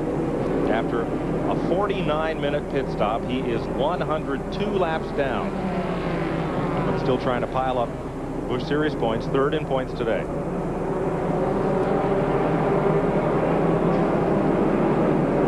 You know, we need to give a call to Rodney Combs. He has worked his way up in the 4th spot, and really, that car seems to be running as well as the lead cars. He just had bad track position up till now, but he's really getting through the racetrack pretty well. Here's David Green in 44. Now, he is the 3rd place car. Now, here is Rodney Combs in 4th place and moving up. It just seems like that 43 runs good at Martinsville no matter what it's on. That number does, and that number, of course, is not on there by coincidence. RLP Racing owns this team. That's Richard Petty and Rodney Combs. Brand new race car just finished up in the wee hours of Saturday morning in time to come down here. You know, we looked at that car before the race, and it was one of the best prepared cars that I've ever seen for this racetrack. Everything on it was kind of a trick, you know, just a little special. It was a nice race car. And doing extremely well. One thing NASCAR has done here at Martinsville and at some of the shorter tracks in response to queries by the owners of both Busch and Winston Cup cars, they did expand the field for this race. 30 cars were scheduled to qualify through time trials. They did take 32. NASCAR had asked for 34 positions, but the pit road length here at Martinsville could not accommodate 34 cars, and that will be changed for April. Also, the Winston Cup races at Bristol, North Wilkesboro, and here at Martinsville have been expanded to 34 positions. Qualifying on time plus provisional, so less of those good cars will be going home. I think that's very important because a lot of people have a good qualifying package, and not, you know, they don't race quite as well as they qualify, and I'm glad to see them expand the field and give everybody a shot at it. Let's show you the cars that are on the lead lap. We have Terry Labonte up front. Here is Kenny Wallace. There's a look at Labonte as he works around Dennis Setzer. Number 8, Kenny Wallace is second. 44, David Green is your 3rd place cars. We show you the interval back through the field. In 4th place, there's the 43 of Rodney Combs in 4th, and the number 25th is Randy LaJoie. And further back, about a half a straightaway back, or more than half a straightaway back, you'd find Ricky Craven and the 75 of Doug Hevron. 100 laps to go, 2/3 distance here at Martinsville. You know, not only is Hermie Sadler back on the track, he is passing people. Oh, boy, did you see Terry Labonte's hands in the corner there? They're barely moving them. I tell you, that car is hooked up, and when you're like that here, and a smoother driver as he is, he picks the throttle up real easy. One thing you can't do at Martinsville, just slam the accelerator back down. You'll break the rear wheels loose and heat the tires. So a good smooth driver is very important. Up, we have a spin there. Yep, Jim Bound, as Richard Lassiter and Kenny Wallace got together. Jim Bound was on the outside. And like a croquet deal, when you send somebody, you have the mallet and then the ball and then the other ball. Yeah, well, that was casual contact there. We're under caution. 8th one of the day comes out at lap 202 involving Jim Bound. We'll be right back.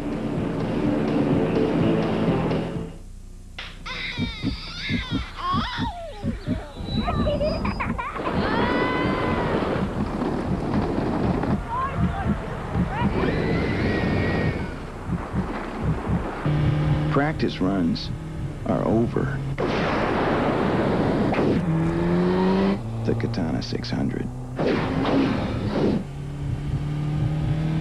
Don't miss Suzuki is truly moving, dealing days.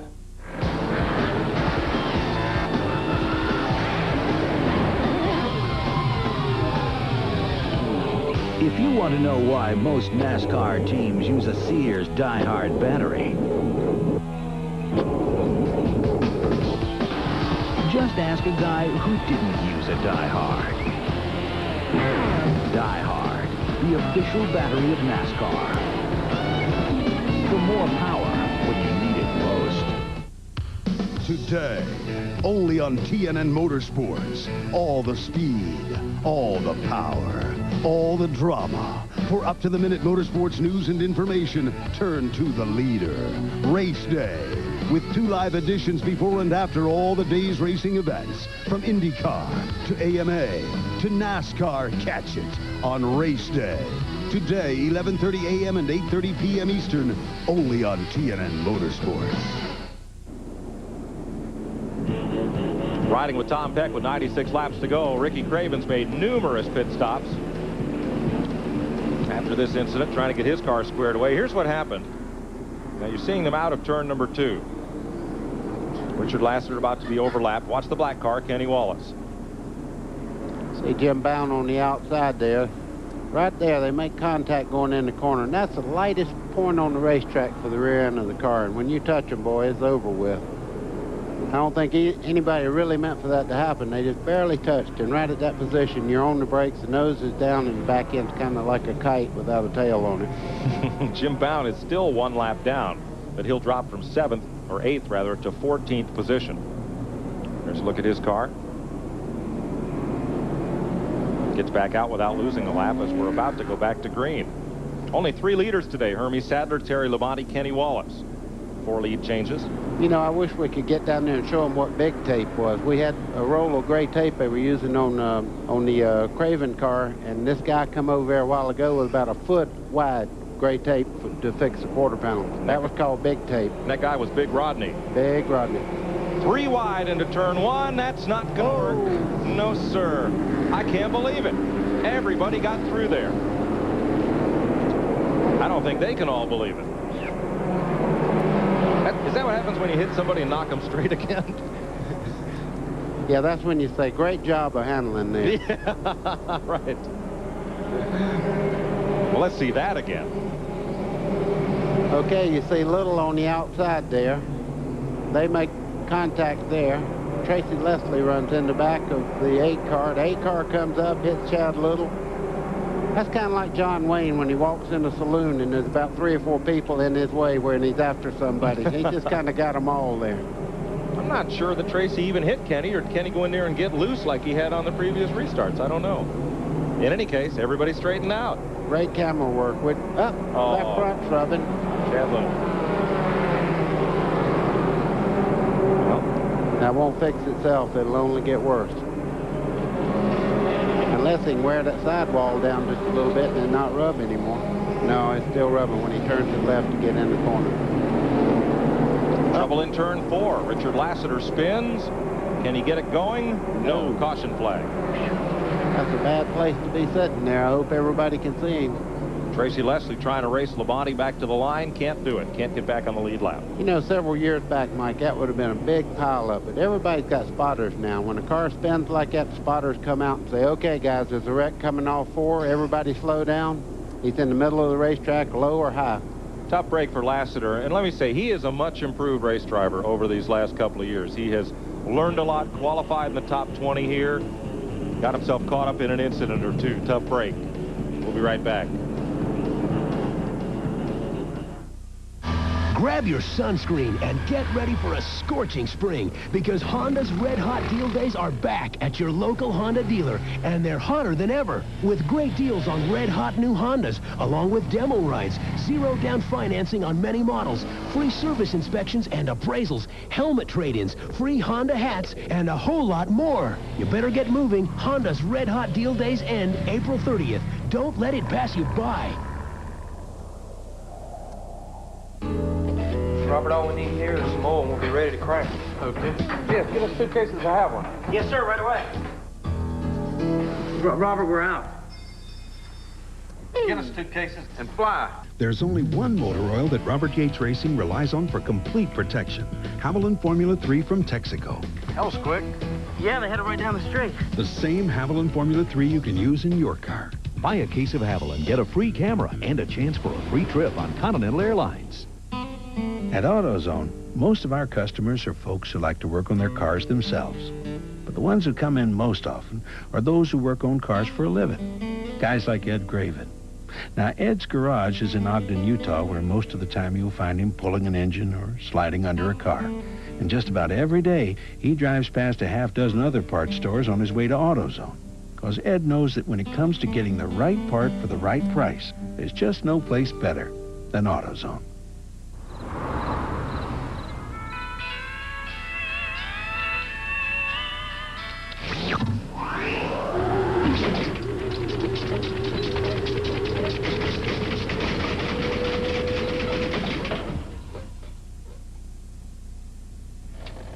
We should have gotten a pizza. $1 gets you unlimited toppings at Little Caesars. Now buy 2 pepperoni pizzas loaded with cheese for $8.99 and get unlimited toppings for $1. Pizza, pizza.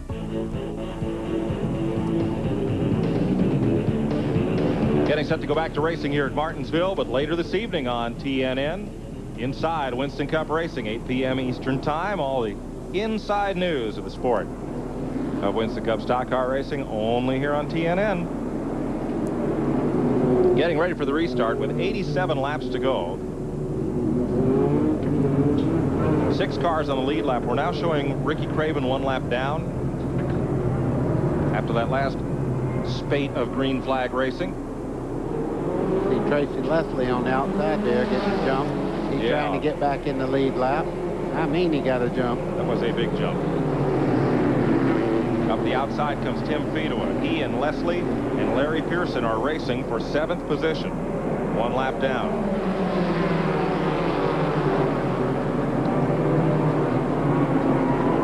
Crash in the backstretch. Tommy Houston got around but got going again. Spun it down to the inside and got going. It's okay. Leslie now on the tail end of the lead lap, as is Fedua. Yeah, Terry didn't start back off very well here. I don't know whether he's having a problem or not. I don't think so, but you see Kenny Wallace moving in also there. Well, Labonte has just not been getting great restarts. But once that car comes up to speed and the tires come up to temperature, it's as good as anything here. There's Larry Pearson.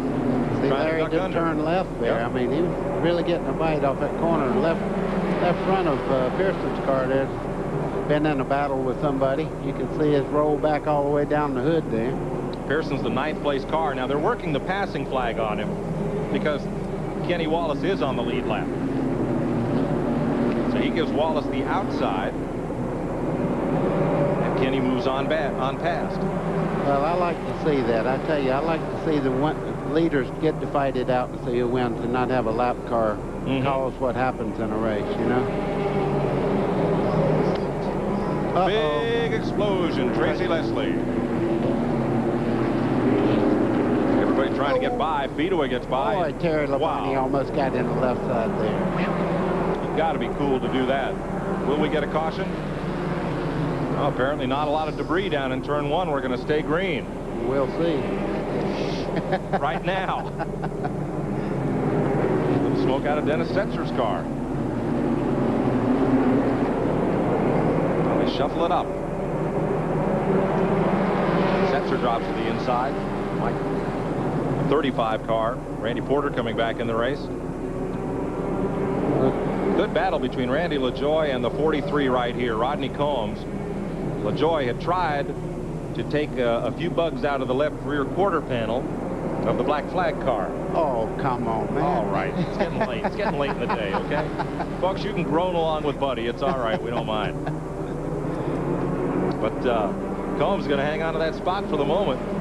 That's 4th place. I'm glad to see Rodney get a real good shot like this because I've always felt that he was an underestimated driver, and I'm glad to see him in a good race car with a chance to move up. I agree. All those cars on your screen are a lap down. Well, no, Hebron is not. He's on the lead lap. From Fedua on back, 1 lap down. 78 laps to go. See Randy LaJoie, I believe they've got that car working better now. He's moving in on Rodney Combs. Yes. He seems to be getting in the corner a little bit better than Rodney is. Combs dives under the Taco Bell car. Now here's Tim Fedua trying to hold off Labonte. Fedua's on the tail end of the lead lap. Now if he can stay there up until that next caution flag, he's in 7th place. That would really distance him from Larry Pearson and those other cars a lap down. There's hello, welcome to Martinsville. Time to get out of the way, folks. Beep, beep. Not much, just a little hi, I'm here. And oh, by the way, I am the race leader. Yeah, that won't last long there. Now, if this were a modified race, they'd all be sitting in the stands yelling, dump him, dump him. That's what they do. Well, he's going to have to make a decision here pretty quick, because it looks like Terry's running out of patience. Yep. And that doesn't often happen. No. Terry's got a rear view mirror filled up with Kenny Wallace, and Kenny's coming. Vito is running well, though. I mean, you can't take anything away from him. That car's running well. Well, that's, you said a mouthful right there. He can't just roll over and play dead either. He's got to run as hard as he possibly can and try to, you know, keep himself in that lap. Lap car coming up, Mike Garvey. Can Vito use it as a pick? Is that what you call the pick? No. Nope. Terry used that spot up. The NBA, that would have been a foul, but not here. So Vito is one lap down again. Now we have the first three cars where they ought to be, in front of the group there. Now they can fight it out between themselves. So for Tim Vito, a valiant effort to try to stay on the lead lap, and he did everything he could. He could not hold off Terry Labonte. Tracy Leslie was running in that pack one lap down in 7th place until, what happened, Glenn? Well, Mike, you know, he worked his tail off all day to get that lead lap back, and just as he did, it all went up in smoke. What happened, Tracy? Well, I don't know. You know, something happened. Detroit Gasket, Lumina. We were running good. You know, we got tied up in that wreck and got a lap down, worked hard, got our way back. You know, I just feel sorry for all the guys who worked hard. Ron Parker, Detroit Gasket, DNGM Brake, all the rest of them. It's been a tough season. We've been able to stay in the top 10 in points. I don't know what this will do to us. We'll come back at Darlington, run again. Well, he had a good, strong car today. Better luck next week. 24 of the 35 cars that started this race, 34 cars that started this race, still running. And here's the battle of Randy LaJoie up for 4th place against Rodney Combs. Oh, boy. That was just, he decided he had to get on the outside to get by Dennis Setzer, and I think he might have just, you see him wave, he knew he didn't mean to do it. Is that what he was signaling? Yeah, yeah. That was, never mind. Well, folks, whatever it looked like at home to you, that's what it was. 59 laps. I think you're right. 2.6 seconds from 1st to 5th as this race is close. Look at 2nd place. Here's how close it is. David Green on the outside of Kenny Wallace. Now, that's a muscle move there. When you can pass in Martinsville on the outside, that says I got a little bit better car than you have. And you see him, he didn't really battle up. I don't think I've seen anybody go around the outside of Kenny all day. I know one thing. If I was in Terry Labonte's shoes, I'd be looking at that with a little bit of sweat now. Well, and not only does David Green need to win a race. It's been a long time since he has, back at Lanier several years ago. But his car owner has that airplane to fix. Yeah. $71,000 for it. Well, the good part is everybody walked out of that deal. You bet. You bet. David Green running in 2nd place here. Drives for the Labontes, but we asked David, who inspired him to be a racer? I think coming from Owensboro, Kentucky, you got to look at Darrell Michael Waltrip. You know, that was our inspiration to keep going and maybe get to Winston Cup one day. This week on NHRA Today, we'll have all the latest news from the Mac Tools Gator Nationals and a profile of top field driver Mike Dunn. Check it out. NHRA Today, Saturdays and Sundays only on TNN Motorsports. By now, everyone knows that Marine Surplus has just about any part or accessory for your boat, no matter how big or small. And everyone knows that Marine Surplus has over 21,000 square feet of boating supplies in stock. But did you know that Marine Surplus has been in business for over 10 years, and in that time has acquired a knowledgeable, experienced staff who can help you find just what you're looking for, or provide tips on making installation easier. So when you're looking for a part and maybe some helpful advice, think of the friendly people at Marine Surplus.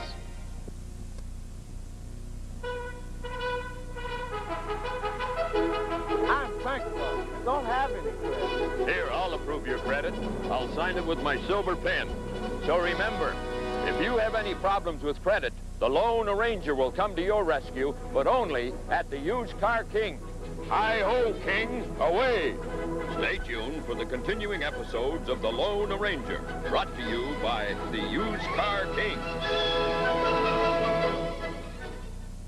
Welcome back to Martinsville Speedway. TNN, proud to bring you more Busch Series racing than all other networks combined in 1994. There is the separation, first to second place. David Green is fast closing in on Terry Labonte. A tough break for Rodney Combs. He made an unscheduled pit stop, may have cut down a tire on the Black Flag Pontiac, and is now 1 lap down back on the speedway.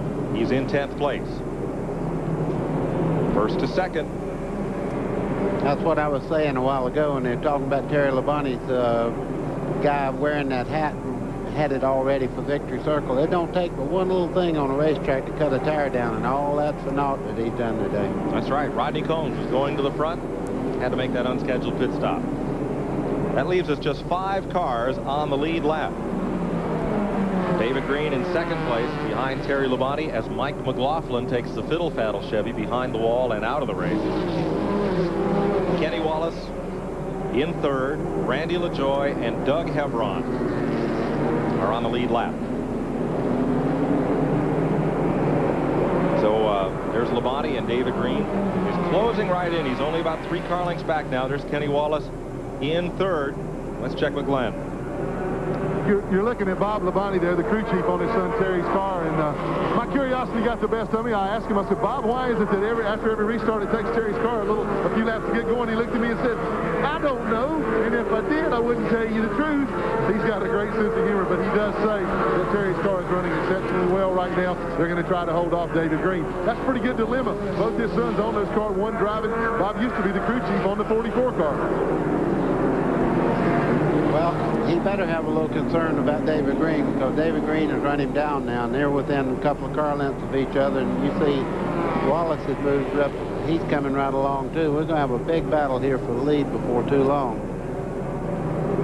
Stevie Reeves makes a pit stop in the Clabberger Oldsmobile. No comment? No puns. Heading down the stretch they come. 56 laps to go as we master the obvious here at Martinsville. There's your lead battle. 1-2. Terry Labonte and David Green. Top of your picture is Kenny Wallace. 2 Chevrolets and a Ford. 55 laps left to go. Now what you have to do if you're in that second place car, you've run Terry down, but he's got a little bit fresher tires because he hadn't leaned on them quite as much to catch up. So what you have to do is kind of pace yourself, and instead of trying to make up 10 car lengths every lap, you start making it up by inches now. So you got a fresh set of tires on there as the guy you're racing with.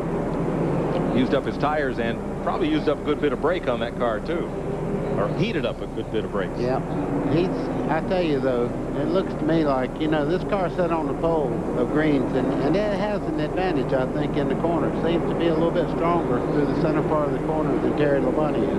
I'll look back to the 4th place car, Randy LaJoie, and now we're back up front. Let's show you the separation back through those front 4. Here's Labonte and Green. They are tied together in 1st and 2nd place. Kenny Wallace is only about a dozen car lengths back, and at the end of that straightaway is Randy LaJoie, the 4th place car. One other car on the lead lap, that's Doug Hebron, and he is about half a lap behind LaJoie, which puts him about a quarter of a lap ahead of losing a lap to the leader. You know, you can see David Green's car there. He's getting in the corner. He'll close right in on Terry Labonte getting in the corner, but Terry seems to have a bit more acceleration out of the corner, and that's because the car's stationed better in the corner. He's right on the bottom. He has a better run out from the center to the straightaway. So where do you beat somebody here, going into the corner or coming out of the corner? Listen, it's good to beat him anywhere if you can. From Tom Peck, looking at leader Terry Labonte.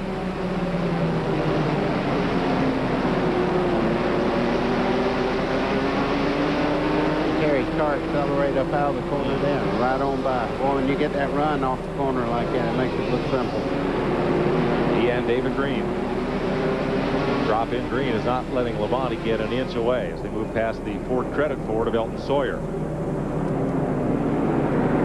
You see Green trying to go by on the outside there. I'm not sure that's going to work with Terry.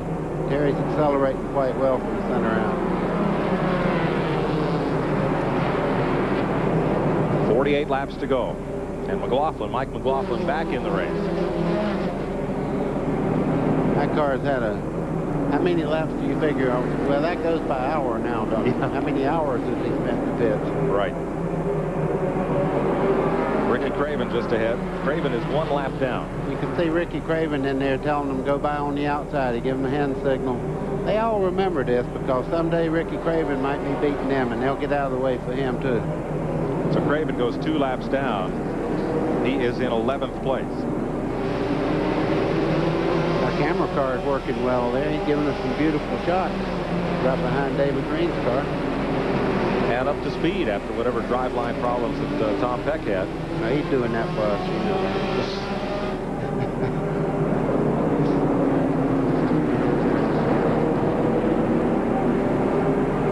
Now Labonte pulling up a little edge there.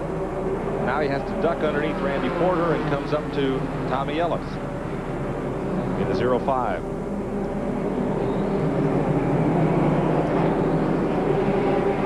That's unusual. We just got a call that Bobby Labonte's calling in lap speeds to Terry Labonte, and he owns a 44 car. Now, that's a little strange to me, but... That's, yeah. Blood is thicker than money? I guess. Go, brother, go. But I hope the other car wins. Well, David Green could use a win. See, Lassiter's back out there. Whatever his problem was, they fixed it. He's back out on the racetrack. Dennis Setzer, when that car started smoking at 50 laps into the race, I thought it wasn't long for this day, but he continues to race on. I guarantee you, he feels like it's a 10-hour race. When you got to ride around and not race with anybody, oh, that gets long. Now, these 5 cars are on the lead lap. Labonte, Green, Wallace. These 5 cars are 1 lap down, 6 through 10. Craven is 11th. He is 2 laps behind. We'd like to take you further back in the field, but we do not have the benefit of the computer-aided scoring that NASCAR uses for Winston Cup racing and on the combination Busch-Winston Cup weekends. So we're unable to do this. That's as far back in the field as we're able to go for you at the moment. David Green's still trying to make that outside move count, but I don't believe he's going to be able to pull it off. As I say that, he'll probably drive right on by. See 2 different angles of what a guy thinks it's going to take to win the race. Terry's hanging right on the bottom. 44 car works in on the low side. Now he'll make a wider. Just I said he tried to go under. There wasn't any room there. Labonte's one of the cagey drivers in this series. See, in this corner, he makes a totally different line off that corner. He makes a big sweep and trying to get more straightaway speed so he can make that move on the outside. You can see Labonte's not going to give him anything on the bottom. You know, if he passes him, he's going to have to set up for dirt. Or curb. Now these 2 are coming up. As they come into turn 3, the next car ahead is the 5th place car of Doug Hevron. There's Hevron's blue number 75, the Food Country Olds at the bottom of your screen. Or Chevy, excuse me, that's a Chevy this year. And here come the leaders. So now the passing flag will be working for Hevron as David Green got just a little bit alongside there. Hevron, he's trying to lap as much traffic as he can to stay on the lead lap. David Green's doing the perfect thing. He's filling that mirror of Terry's up with something to look at, a different approach every corner.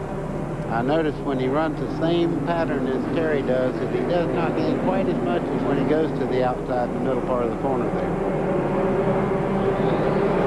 But as you said, if there's one driver here or in Winston Cup racing who doesn't rattle, doesn't flinch, and doesn't kick the car around, it's Terry Labonte. We can get you a little further back in the field. We told you that Ricky Craven is 11th. Tommy Ellis is 12th, 2 laps down, and Michael Rich is 13th, 2 laps back. There's your 3rd place car of Kenny Wallace. 35 laps to go this time, and you're going to put Hevron a lap behind. You know, Hevron's run a good race all day, but these cars are just hooked up just a little bit better. And I tell you, a 10th lap will get you right on the way from everybody. Looks like Doug's car has fallen off just a little bit. That or he's looking for a place in line so as not to upset the flow of the lead battle. This Channel Lock car could be leading the race if he hadn't had early problems. He's running quite well now. Well, the field has gone pretty well single file with 35 laps to go here, so we'll take this pause from the Martinsville Speedway. These 5 cars on the lead lap. Be right back. My buddy told me to buy him, that he put him in his vehicle and he got an increase in performance, and I tried it and it worked. America is talking about split fire. It's incredible, yeah. They really work good. I get better performance, better gas mileage. Split fire won a United States patent. It doesn't look like any other spark plug. It doesn't work like any other spark plug. And I changed over to split fire because I get 5 more mile an hour out of my race bike. But my truck I use every day. And that's where I see an increase in savings. It's saved me a lot of money, and it's made my response time quicker in the firehouse. Split fire at $5.99. America knows it only costs more till you use it. You do make your money, just saving on the gas. And the difference in gas mileage has been fantastic. It's like getting an engine option. Split fire. It only costs more till you use it. It's more fun to drive a car now. Here's another split fire breakthrough. Twin core wire sets with a dual firing path to every plug. More power and more mileage or your money back.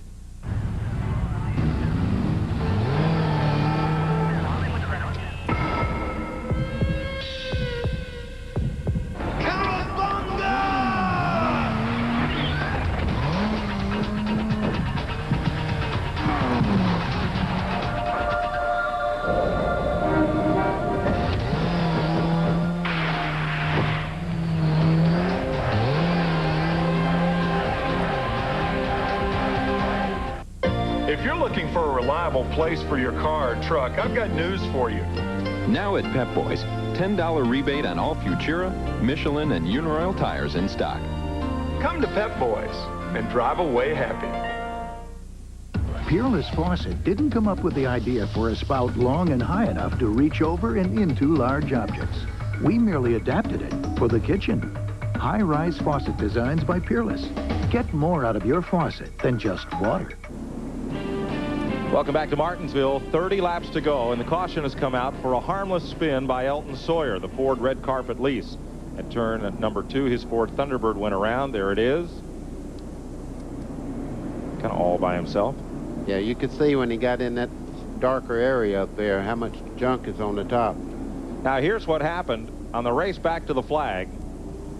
David Green got right out alongside Labonte. Yeah, this spin was, I know that it come at a bad time because Green had committed himself for that charge toward the front, but Terry beat him back to the line. Maybe a little more to it on Elton Sawyer's car than just a spin.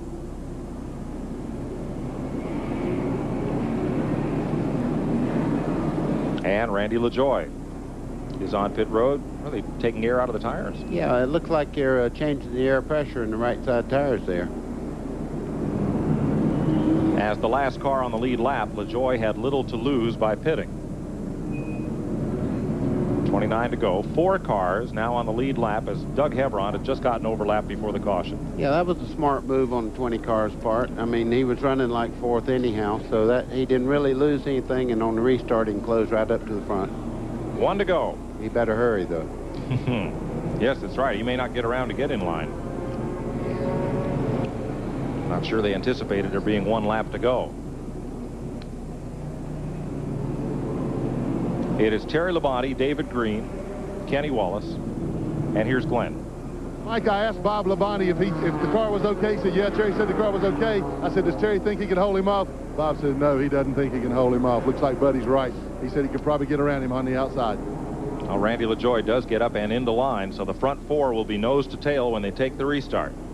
Pace car leading them around. Field formed up tightly at turn 4. 28 laps to go. We're back under green. Labonte gets a good jump. Boy, did he ever. He hadn't had a good start till just now, but that's the best start he's had all day. That was the one he needed. He can smell the green. Lap car, Doug Hebron, 5th place car. Had just gone a lap down. There's Kenny Wallace getting under Michael Rich. A little bit of contact. Here's Randy LaJoie fighting Wallace.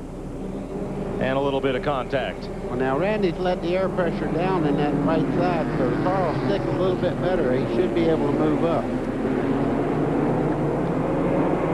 Ricky Craven made a pit stop, goes 3 laps down. Front 2 nose to tail, then Hebron. And Dennis Setzer calls it a day. Parks the car. 25 to go. This is going to get interesting.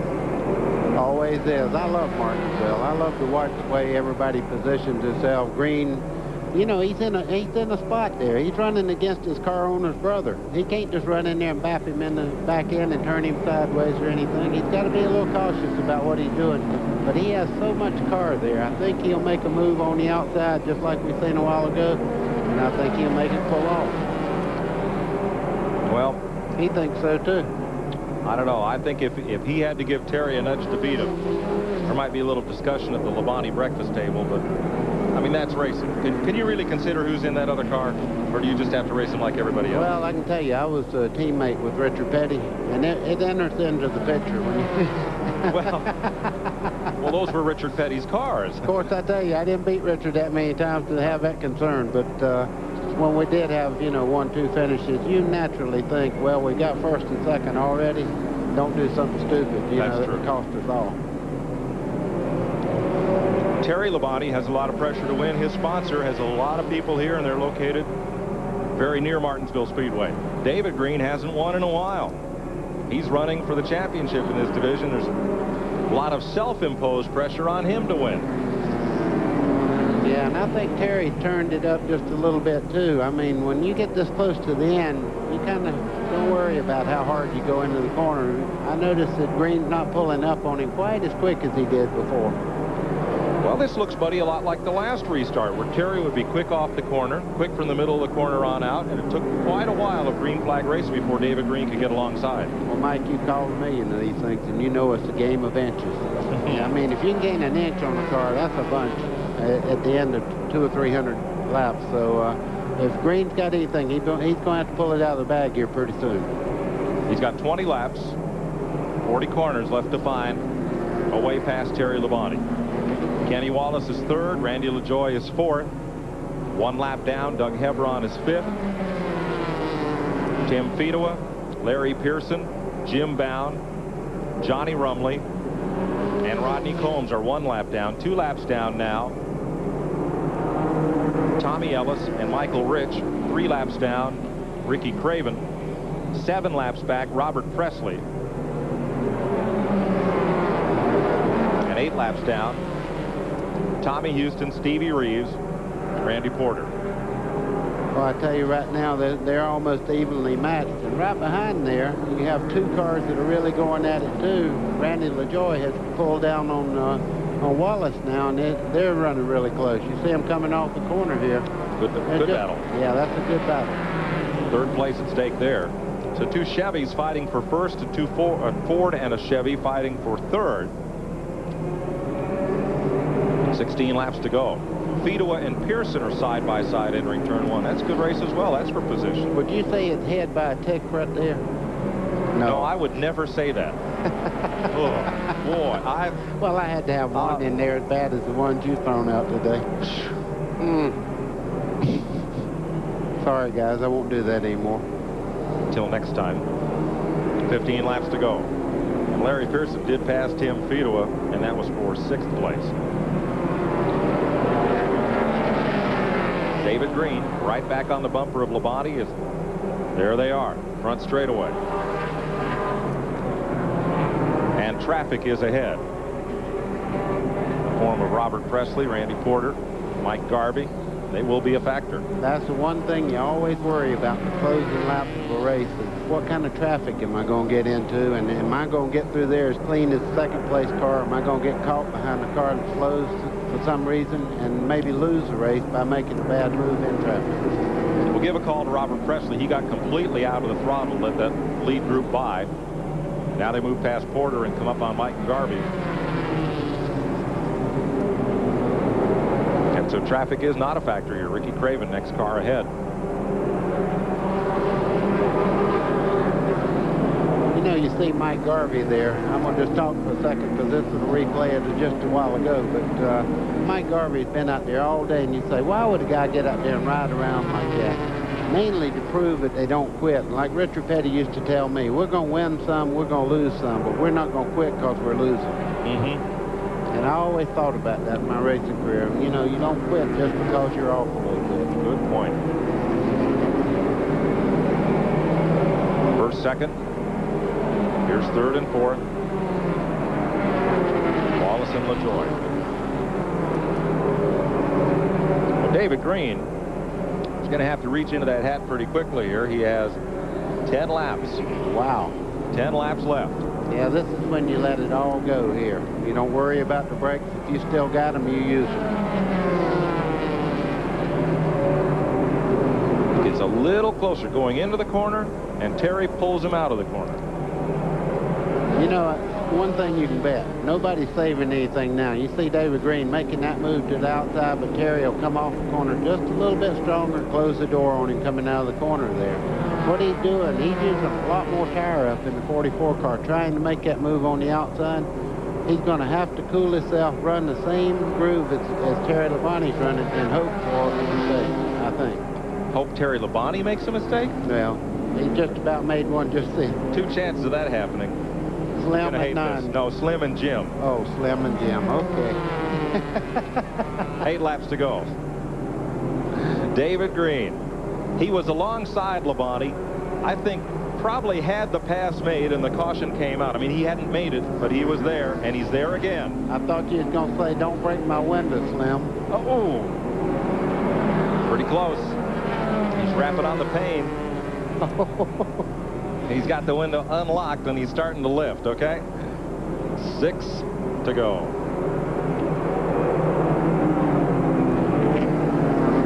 Green is so good going into the corner, and right there, Labonte shows his strength. Yeah, he's going to have to run a duplicate lap to the 14 and hope for a mistake, I believe. So Terry's not the type that's going to let him get the jump on him. Terry's not the type to make a mistake. 5 laps to go. Bob Labonte up there. Bob's the winner either way. That's right.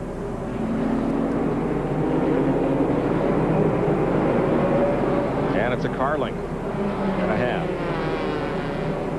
And again, Green goes way deep into the corner, but now can he come out with Labonte?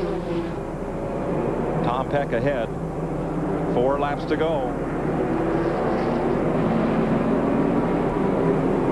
Labonte won't give him anything on the inside. Going to be one more lap car to deal with, perhaps.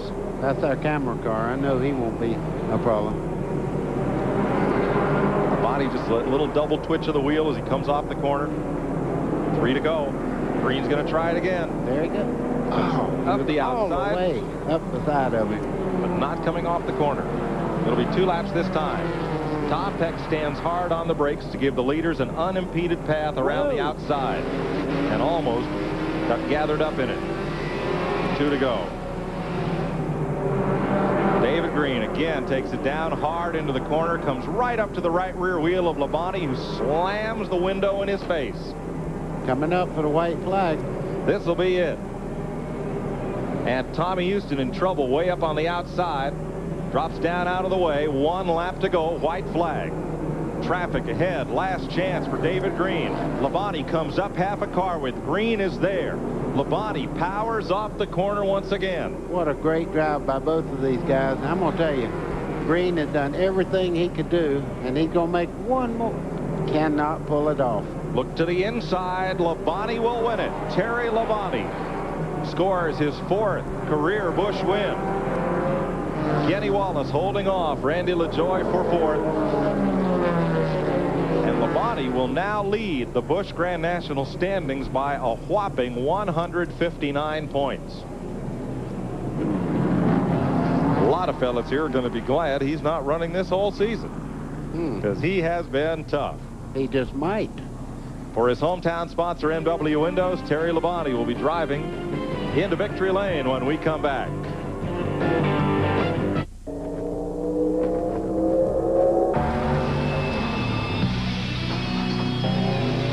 Miller Genuine Draft Rusty Wallace stock car. See it. Hear it.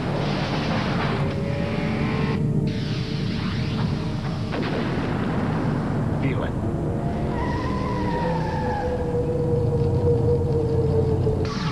Catch it if you can. spicy chicken sandwich. It seems that people who like Wendy's spicy chicken made with Dave's own blend of pepper and spices like to step out a bit. Was it the tie? This is the perfect time to try my new Polaroid Captiva. Hey, where's the picture? There's no picture? How can that be a Polaroid camera if there's no picture? The Polaroid Captiva. The pictures stay in till you take them out. Maybe if you shake it. Yeah, shake the camera. Terry Labonte defeats David Green, Kenny Wallace, Randy LaJoy, Doug Hevron, your top 5. Here at the Martinsville Speedway, Larry Pearson in 6th, Tim Fita was 7th, Johnny Rumley 8th, Rodney Combs 9th, Michael Rich, good finish, he's 10th, 11th, unofficially, Ricky Craven, 12th, Robert Presley, 13th, Stevie Reeves, 14th is Mike Porter, and unofficially 15th would be Tommy Houston. Terry Labonte had to get through a lot of traffic there behind the pit wall of the gas pumps to try to get to victory lane where Glenn Jarrett's standing by. Saw David Green being interviewed by radio and being congratulated. You see all these marks down the right side of that race car. That's what you call really getting through Martinsville without any incidents there. Because, I mean, everybody's going to touch somebody during the day here. There's the best left turn Labonte's had to make all day. The one that goes to victory lane, and he is out here to the front straightaway area where they're setting up, I believe, for pre-race for the late model stock car event. Victory lane here at Martinsville is now down between turns 1 and 2, but it's going to be on the front straightaway today. Terry's getting out of the car. Goes, where is everybody? I don't know where it was. I don't know where to go, he said. That's okay. Victory Circle is way down at the end of pit road. He has actually come up here where they would introduce the car drivers for the next race. Right, and here doing the quarter-mile dash is an about to be out of breath slightly Glenn Jarrett. Terry, don't go away. The hardest part about the whole day for Terry Labonte was finding victory lane, but you sure earned your name, the Iceman. Iceman, what a great run. Well, thank you. I've never won here before, and I didn't know where victory lane was, but it was a great run for MW and the Chevrolet. I'd like to dedicate this win to a good friend, Dick McCabe. He lost his wife this weekend. He runs the Busch North Series. Good friend of ours, and you know, it was a real tragedy. So we'd like to say hello to them and wish them well.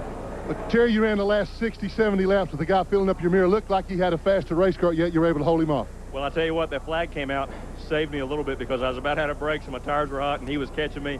He was on the outside of me there when the flag came out. I think he had me beat, but we were able to hold him off there at the end. Great run by Terry Labonte. We're going to take a break, guys. I'm out of breath. I had to chase him down. Okay, Glenn. We'll be back to wrap things up here at Martinsville. There's second place finisher David Green as Terry Labonte scores his second win of the season here at Martinsville.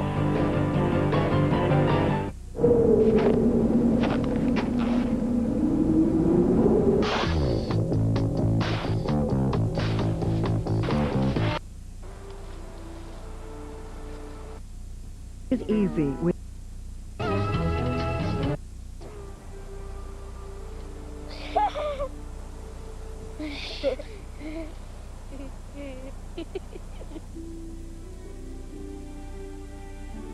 In 1917, World War I came to Missoula, taking with it every able-bodied lumberjack, leaving the woods to old men and boys. So at 16, I did my duty and started working for the U.S. Forest Service. It was a life of timber and toil, with men as tough as their axe handles, and more mountains in all directions than I would ever see again. Being too young to join me, Paul took a job as lifeguard at the municipal swimming pool, so that during the day he could look over the girls, and in the evenings he could pursue his other purpose in life, fishing. Be thou my vision, O Lord of my heart. Hey, Vinny, there's gonna be some buffet. Are you kidding me? This is not the buffet. This is the Bucky and Vinny free. Think of the fans. Think how they'll feel. Can't, I'm too selfish. Almost killed my faith in human. As a paid. Whether you cyclist. Fourth career win for Terry Labonte today. David Green. Last win for him, April '91 at Lanier Raceway in Georgia, but he picks up a lot of points today. Good strong run for Kenny Wallace, finishing third. First Ford to finish. Randy LaJoie picks up the fourth spot. Doug Heveron fifth. Larry Pearson, Tim Fedewa, Johnny Rumley, Rodney Combs all 1 lap down.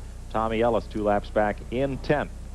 According to our unofficial rundown, Michael Rich had a good strong run today. Ricky Craven, Stevie Reeves, Robert Presley, and Randy Porter, the top 15.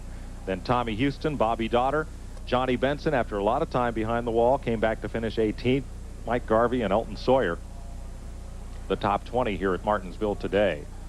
And our thoughts are with Dick McCabe and his family up in Kennebunkport, Maine, the operator of McCabe Bait Company. They make lobster bait, and his wife, Roseanne, fell victim to an aneurysm and passed away on Friday. And our thoughts are with the family there, as expressed by Terry Labonte. We'll speak to you next in 2 weeks from Hickory, North Carolina, on the 3rd mile there. For Glenn Jarrett and Buddy Baker, I'm Mike Joy saying so long from Martinsville.